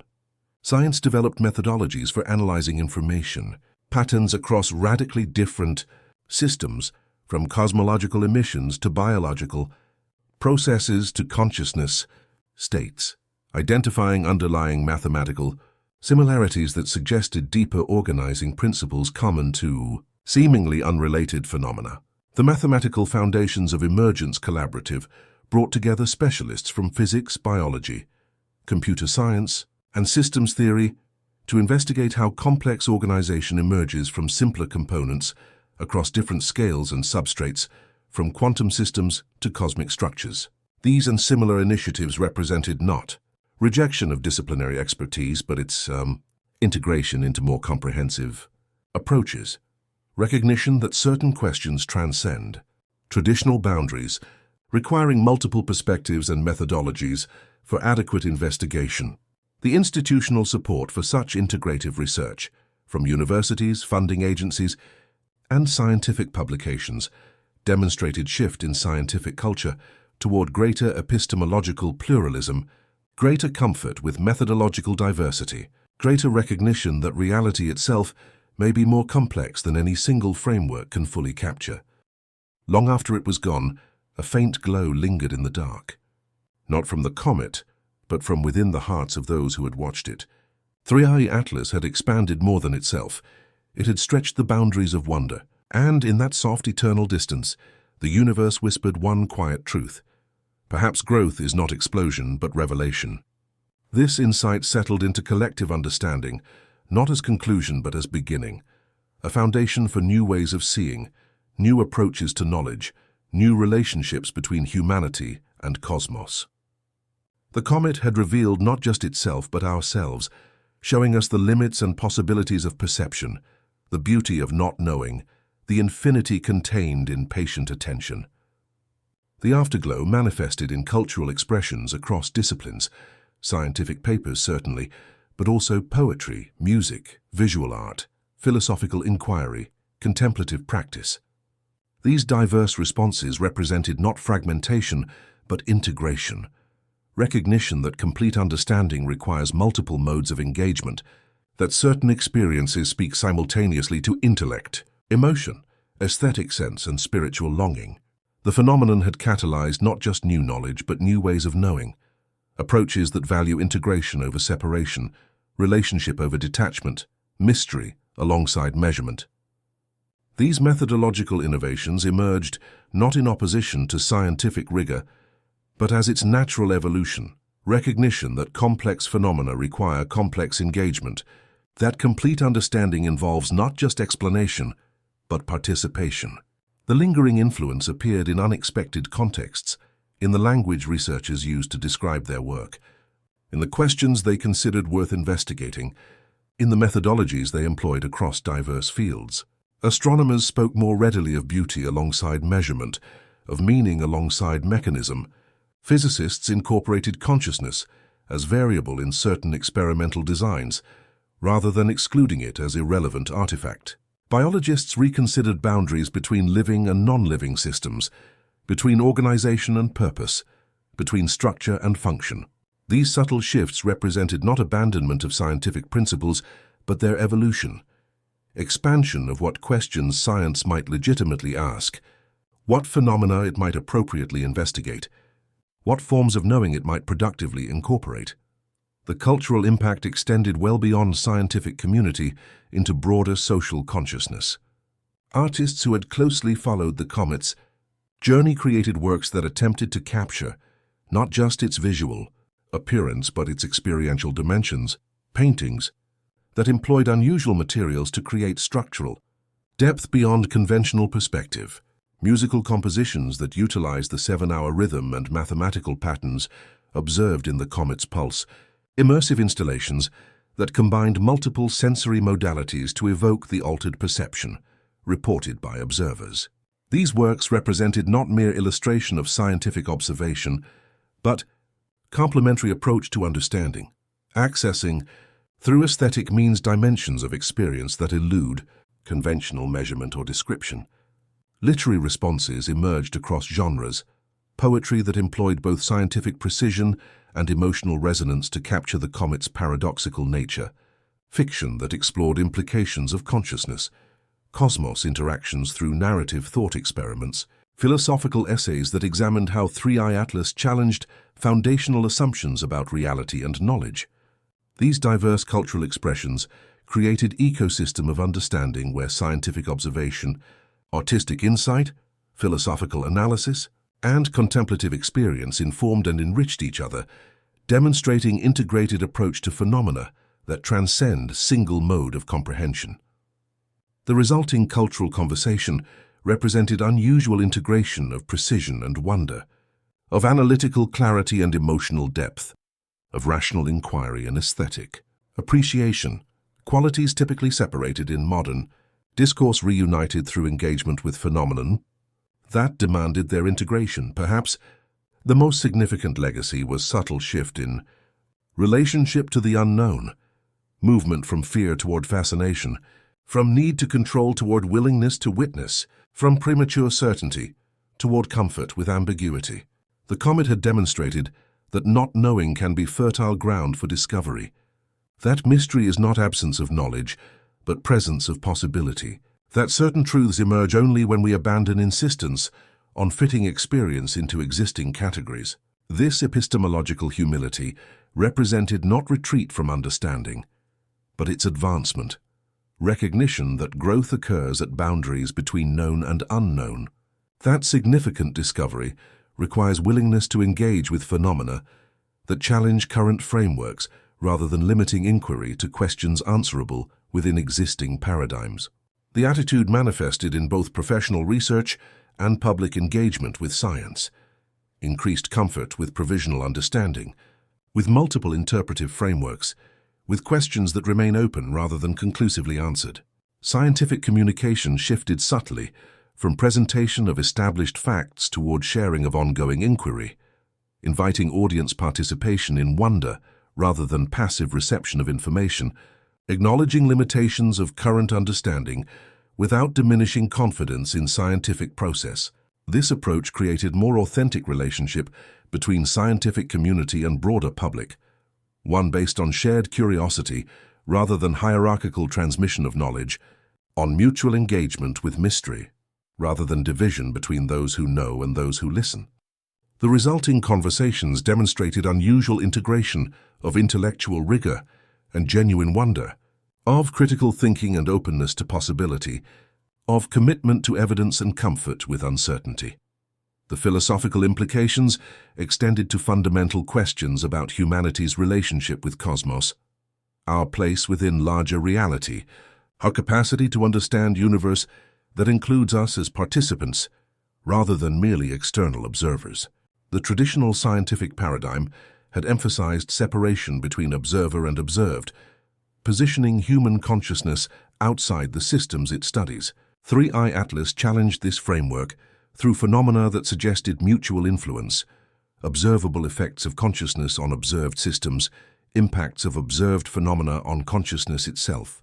This reciprocity implied participation rather than separation, relationship rather than detachment, suggesting human awareness might be integral to cosmic processes rather than accidental byproduct or external witness. Such perspective resonated with certain philosophical traditions, both ancient wisdom approaches that emphasized unity of consciousness and cosmos, and contemporary theories that position awareness as fundamental rather than emergent property of reality. Yet it found expression through rigorous observation rather than mere speculation, through documented phenomena rather than abstract theorizing. This grounding in empirical investigation distinguished the philosophical response to 3i Atlas from purely metaphysical approaches, creating dialogue between experimental science and philosophical inquiry that enriched both through mutual engagement. The resulting discourse demonstrated unusual integration of empirical precision and conceptual depth, of observational detail and interpretive framework, of methodological rigor and ontological openness. These conversations expanded understanding not through definitive answers, but through better questions, inquiries that acknowledged complexity of relationship between consciousness and cosmos, between knowing and being, between human perception and reality beyond human categories. The personal dimension of encounter with 3i Atlas remained perhaps its most profound, yet least quantifiable impact. Those who had engaged most deeply with the comet, whether through scientific observation, artistic response, philosophical contemplation, or simple witnessing, reported lasting changes in perception and awareness. These shifts were subtle yet significant: increased sensitivity to pattern and relationship, enhanced capacity for sustained attention, greater comfort with paradox and ambiguity, deeper appreciation for beauty in both natural and human-created forms.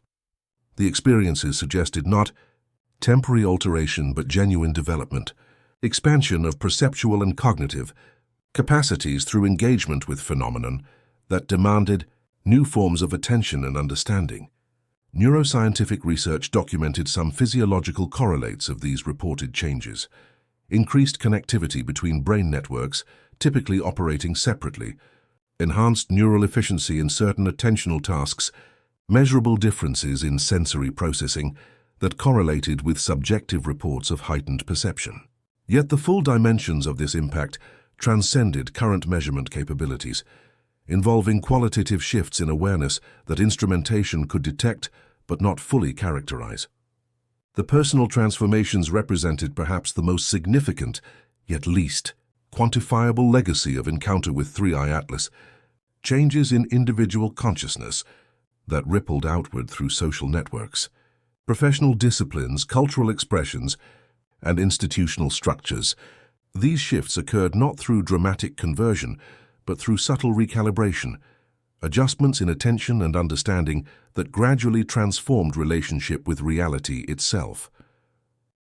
In observatories and living rooms, on mountaintops and city streets, people continued to look upward.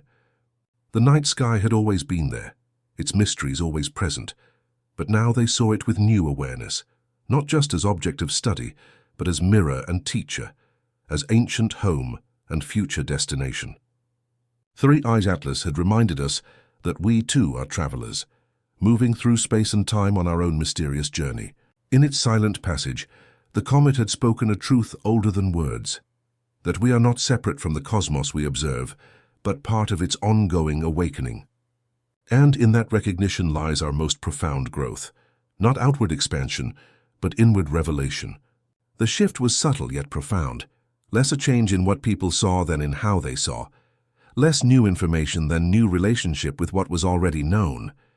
The night sky became not merely collection of objects, but conversation between scales of being.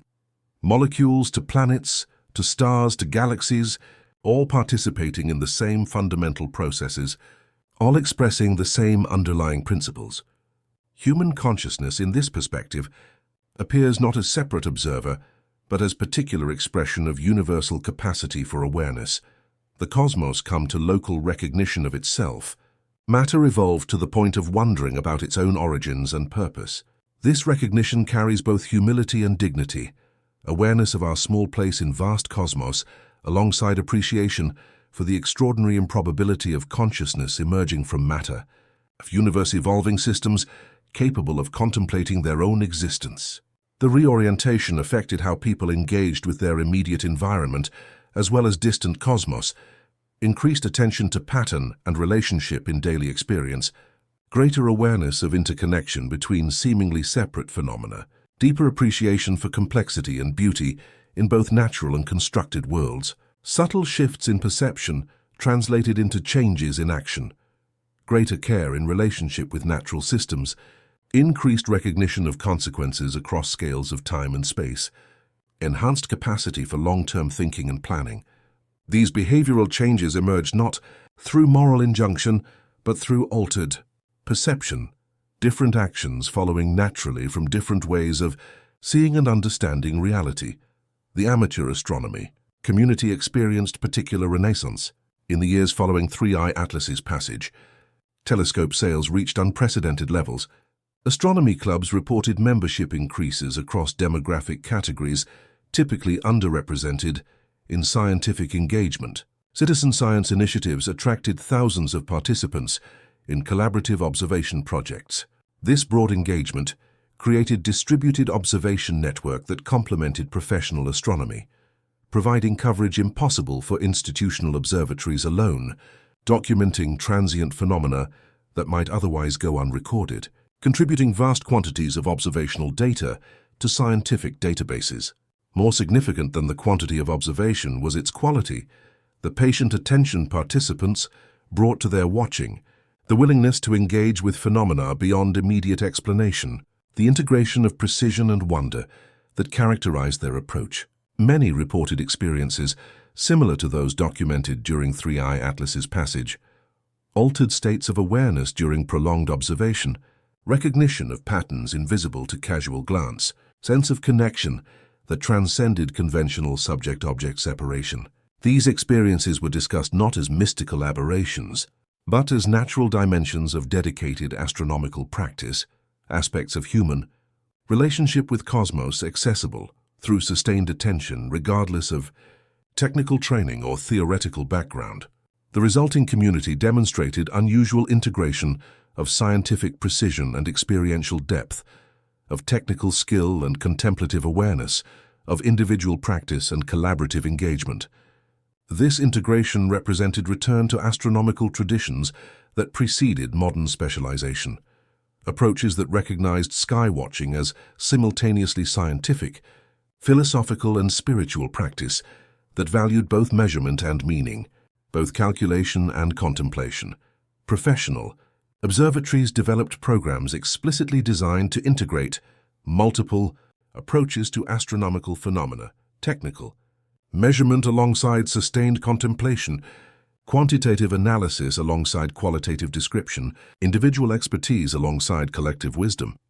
These initiatives created unusual research environments where engineers and philosophers, data analysts and poets, physicists and contemplatives collaborated in observational projects that honored diverse forms of knowing without sacrificing methodological rigor. The Hawaiian observatories pioneered integration of indigenous astronomical traditions with contemporary scientific practice, recognizing that cultures with millennia of skywatching experience might offer valuable perspectives complementary to modern instrumentation and theory. Similar approaches emerged at observatories in Chile, Australia, South Africa, and other locations with living indigenous traditions of astronomical observation. These collaborations created genuine dialogue between knowledge systems typically positioned as separate or even opposed, finding complementarity between approaches developed through different historical and cultural pathways yet directed towards similar phenomena. The resulting research demonstrated unusual integration of precision and context, of specific measurement and broader meaning, of universal principles and cultural perspective. This integrative approach enriched astronomical practice without diminishing its scientific foundations, expanding what questions could be asked and what observations considered relevant while maintaining commitment to empirical evidence and logical coherence. Educational institutions responded to increased public interest in astronomy with programs that integrated multiple dimensions of cosmic engagement, teaching technical skills alongside contemplative practices, scientific theory alongside philosophical inquiry, mathematical analysis alongside artistic expression. Planetariums developed immersive experiences that combined accurate representation of celestial phenomena with opportunities for wonder and reflection, creating environments where visitors could engage with cosmos through multiple channels of awareness simultaneously. Universities established interdisciplinary programs that connected astronomy with fields typically considered separate: art and literature, philosophy and religion, psychology and anthropology, creating educational pathways that honored both scientific precision and broader human engagement with cosmic reality. These initiatives represented significant evolution in how astronomy was presented and taught, moving beyond transmission of established knowledge toward invitation to participate in ongoing inquiry, beyond separation of objective fact and subjective meaning toward recognition of their complementarity in complete understanding. The resulting educational experiences demonstrated unusual integration of intellectual rigor and emotional engagement, of analytical thinking and synthetic understanding, of individual learning and collective exploration. This approach created new generation of astronomers and astronomy enthusiasts equipped with both technical expertise and broader perspective, capable of rigorous investigation while maintaining openness to mystery, committed to scientific method while recognizing its complementarity with other approaches to knowledge. The shift was subtle yet profound, less a change in what people saw than in how they saw, less new information than new relationship with what was already known. The night sky became not merely collection of objects, but conversation between scales of being. Molecules to planets, to stars to galaxies, all participating in the same fundamental processes, all expressing the same underlying principles. This perceptual reorientation extended beyond astronomy to influence multiple domains of human understanding and activity. Ecological research and environmental policy increasingly recognize patterns of relationship that transcend conventional boundaries between systems and scales, connections between microscopic and planetary processes, between local actions and global consequences, between immediate impacts and evolutionary timescales. Medical research explored correlations between astronomical cycles and biological rhythms, between cosmic radiation and cellular function, between environmental fields and neurological activity, relationships typically excluded from conventional biomedical frameworks, yet potentially significant for complete understanding of human health and development. Information science investigated structural similarities between cosmic organization and neural networks, between galactic distribution and internet architecture, between quantum processes and cognitive functions, pattern matching across radically different systems that suggested underlying organizational principles common to phenomena, regardless of scale or substrate. These diverse investigations shared methodological approach that valued relationship, alongside individual components, context alongside specific data, pattern alongside particular instance, perspective that emerged naturally from engagement with 3i Atlas and similar phenomena that transcend conventional categorical boundaries. Human consciousness, in this perspective, appears not as separate observer, but as particular expression of universal capacity for awareness. The cosmos come to local recognition of itself. Matter evolved to the point of wondering about its own origins and purpose. This recognition carries both humility and dignity, awareness of our small place in vast cosmos alongside appreciation for the extraordinary improbability of consciousness emerging from matter, of universe-evolving systems capable of contemplating their own existence. The philosophical implications continued to unfold through formal academic discourse and broader cultural conversation. Considerations of what it means to be conscious beings in conscious universe, of how awareness might function as fundamental rather than emergent property of reality, of what relationship between human consciousness and larger cosmic processes suggests about meaning and purpose in existence. These explorations drew from both scientific observation and contemplative tradition, both empirical research and philosophical reflection, creating genuine dialogue between approaches typically positioned as separate or even opposed. The resulting discourse demonstrated unusual integration of precision and depth, of evidential grounding and interpretive openness, of commitment to rational inquiry and recognition of its limitations when confronting mysteries of consciousness and cosmos. This integrative approach created space for exploration of questions typically excluded from scientific consideration, yet essential to complete understanding of reality, that includes conscious observers as participants rather than merely external witnesses.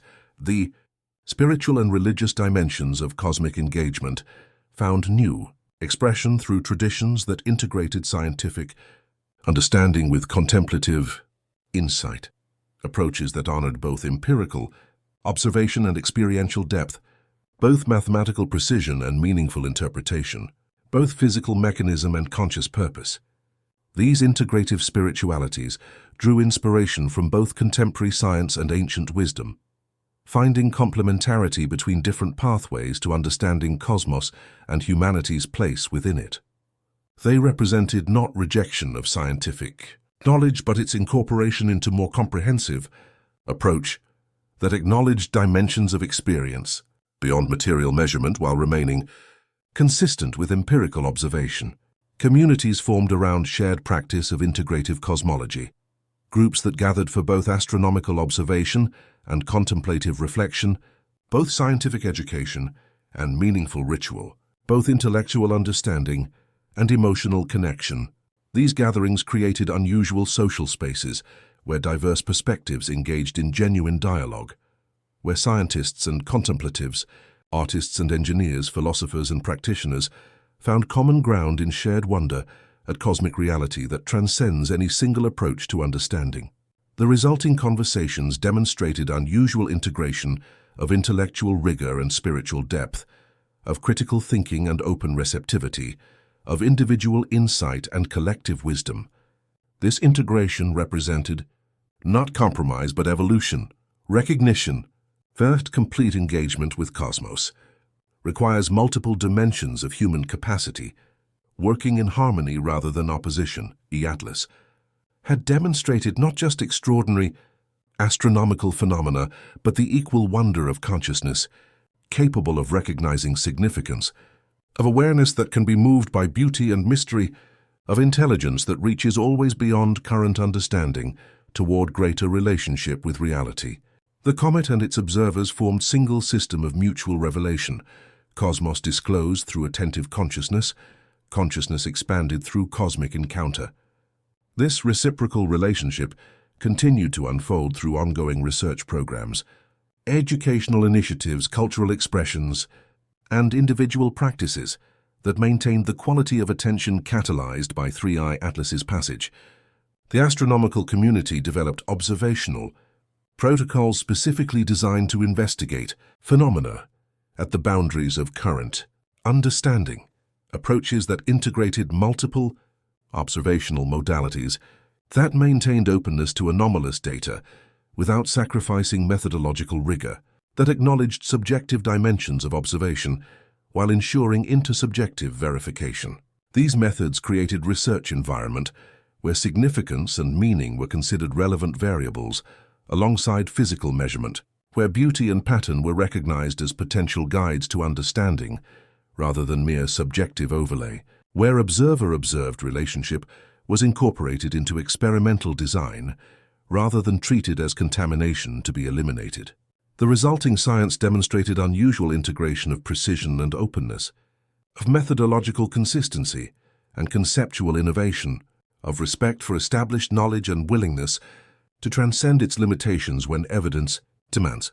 The educational dimension continued to evolve through programs that integrated scientific astronomy with broader human engagement with cosmos, approaches that taught technical skills alongside contemplative practices, mathematical analysis alongside aesthetic appreciation, physical theory alongside philosophical inquiry. These initiatives created learning environments where students developed both analytical precision and synthetic understanding, both technical expertise and broader wisdom, both specific knowledge and integrative perspective. The resulting education prepared not just competent specialists, but complete human beings, individuals equipped to contribute technical expertise while maintaining awareness of broader context, to pursue specific investigations while recognizing their connection to larger questions of meaning and purpose. This integrative approach represented evolution beyond false dichotomies that have fragmented modern education between science and humanities, between technical training and liberal arts, between career preparation and personal development. It suggested possibility of educational philosophy that honors all dimensions of human capacity and all approaches to understanding, that recognizes complementarity rather than competition between different pathways to knowledge, that prepares students for both effectiveness in specific domains and wisdom in navigating complex reality that transcends disciplinary boundaries. The cultural expressions inspired by 3i Atlas continued to evolve through artistic works that integrated scientific precision with emotional depth, intellectual complexity with sensory immediacy, cosmic scale with human perspective. These creations demonstrated art's capacity to integrate multiple dimensions of experience, to speak simultaneously to different aspects of human awareness, to create unified wholes from elements typically experienced as separate, to embody, rather than merely describe integrative understanding. The resulting works represented not illustration of scientific concepts, but complementary approach to phenomena that transcend single mode of comprehension, accessing through aesthetic means aspects of reality that elude conventional measurement or description. The arts thus became not decorative addition to scientific understanding, but essential component of complete engagement with cosmos, pathway to dimensions of reality accessible through sensory, emotional and intuitive channels typically excluded from conventional scientific methodology. This recognition fostered unusual collaborations between artists and scientists, creating projects that honored both empirical precision and aesthetic insight, both logical coherence and imaginative exploration, both evidential grounding and creative vision. The resulting works demonstrated unusual integration of accuracy and beauty, of specific detail and universal pattern, of cosmic scale and human significance, qualities typically separated in contemporary culture reunited through engagement with phenomena that demand their integration. The philosophical inquiry catalyzed by 3i Atlas continued to deepen through formal academic discourse and broader cultural conversation, exploration of what cosmos that includes conscious observers implies about reality itself, about relationship between matter and mind, about boundaries between subject and object, between knower and known. These investigations drew from both scientific research and contemplative tradition, both empirical observation and phenomenological description, creating genuine dialogue between approaches typically positioned as separate or even opposed. The resulting philosophy demonstrated unusual integration of evidential grounding and conceptual innovation, of respect for scientific method and recognition of its complementarity with other approaches to understanding, of analytical precision and synthetic vision. This integrative approach created space for consideration of questions typically excluded from both scientific and philosophical discourse, questions that emerge at boundaries between established disciplines, that require multiple perspectives for adequate exploration, that resist resolution through single methodology or conceptual framework. The philosophical community increasingly recognized value in epistemological pluralism, approach that honors multiple pathways to knowledge without reducing any to others, that seeks complementarity rather than competition between different modes of understanding, that recognizes reality itself may be more complex than any single framework can fully capture. The personal practices that emerged from engagement with reshaping continued to evolve through individual and collective disciplines that integrated multiple dimensions of cosmic relationship, approaches that combined technical observation with contemplative awareness, intellectual understanding with emotional connection, physical engagement with spiritual attunement. These practices created unusual synthesis of ancient and contemporary methods, integrating traditional contemplative techniques with modern scientific knowledge, ancestral wisdom about human cosmos, relationship with current understanding of physical processes and structures.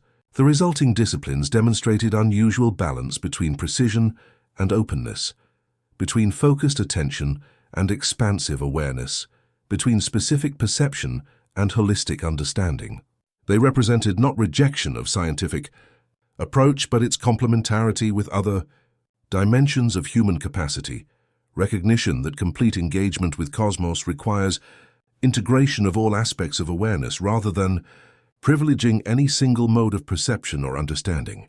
The communities that formed around these practices created social spaces where diverse perspectives engaged in genuine dialogue, where scientists and contemplatives, artists and engineers, philosophers and practitioners found common ground in shared commitment to integrative relationship with cosmic reality.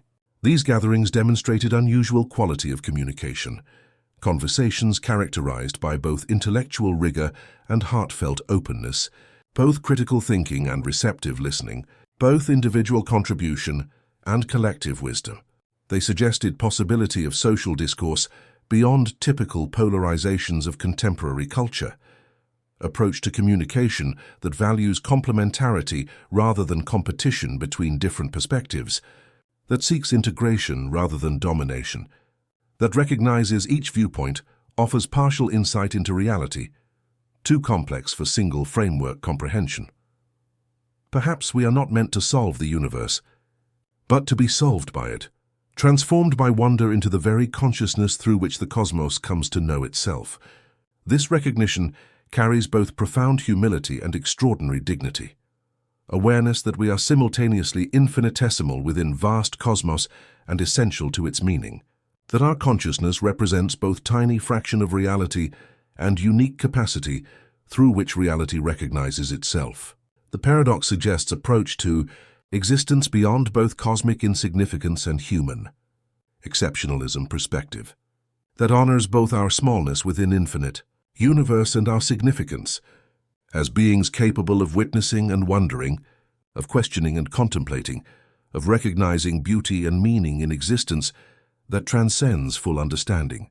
This balanced perspective fosters relationship with reality, characterized by both rational inquiry and reverent appreciation, both critical analysis and open receptivity, both commitment to understanding and comfort with mystery.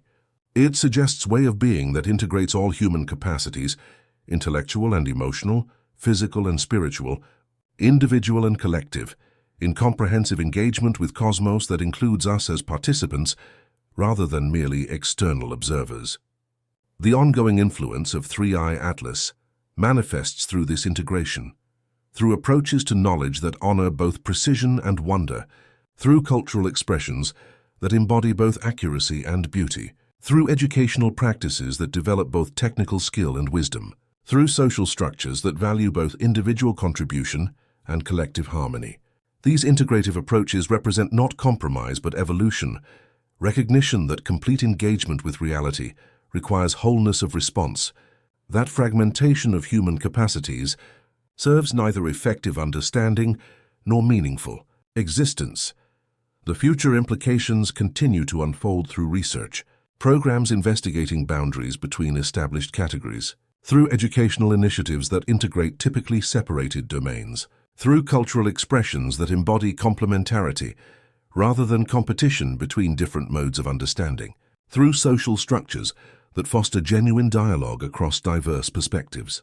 These developments suggest possibility of human culture beyond current fragmentation, approach to knowledge and existence that honors integration rather than separation, that recognizes complementarity rather than opposition between different pathways to understanding, that values wholeness above specialization without diminishing the precision that focused inquiry allows. The legacy of 3i Atlas thus extends far beyond specific astronomical observations or theoretical frameworks, manifesting through gradual transformation in how humanity engages with both cosmos and itself, through evolution toward more integrated relationship with reality that includes all dimensions of human capacity and experience. This transformation occurs not through dramatic revolution, but through subtle recalibration, through countless small shifts in perception and understanding that gradually change relationship with existence itself. The comet's passage represents not conclusion, but beginning, catalyst for ongoing process of integration and expansion that continues long after its physical presence has receded from view. Its influence remains not as fixed interpretation or established knowledge, but as open question and invitation, call toward ever-deepening engagement with mystery that includes both cosmos and consciousness, both object of observation and observer herself, both reality beyond human categories and awareness that reaches always toward comprehension while recognizing its beautiful impossibility. In this ongoing journey of discovery and integration, perhaps the most profound realization is reciprocity itself, that the relationship between consciousness and cosmos flows in both directions, that we are simultaneously shaped by what we observe and shapers of how it appears. That reality reveals itself differently, depending on how it is approached, yet maintains integrity beyond any particular perspective. This mutual influence suggests approach to knowledge beyond both pure objectivity and mere subjectivity, recognition that understanding emerges through relationship rather than detached observation, through participation rather than separation, through engagement that transforms both observed and observer. 3i Atlas demonstrated this reciprocity through phenomena that responded differently, depending on how they were approached, that revealed different aspects of themselves according to questions asked and methods employed, that affected observers in ways that changed subsequent perception and understanding. This mutual transformation continues through ongoing research, educational practices, cultural expressions, and individual disciplines that maintain quality of attention catalyzed by the comet's passage, approaches to reality that recognize observation itself as form of relationship, that acknowledge how methodology shapes what can be perceived, that value integration of multiple perspectives for comprehensive understanding of phenomena, too complex for single framework comprehension. The resulting knowledge demonstrates unusual balance between precision and openness, between specific detail and broader pattern, between particular observation and universal principle, qualities typically separated in conventional approaches reunited through engagement with phenomena that demand their integration. Perhaps we are not meant to solve the universe, but to be solved by it, transformed by wonder into the very consciousness through which the cosmos comes to know itself.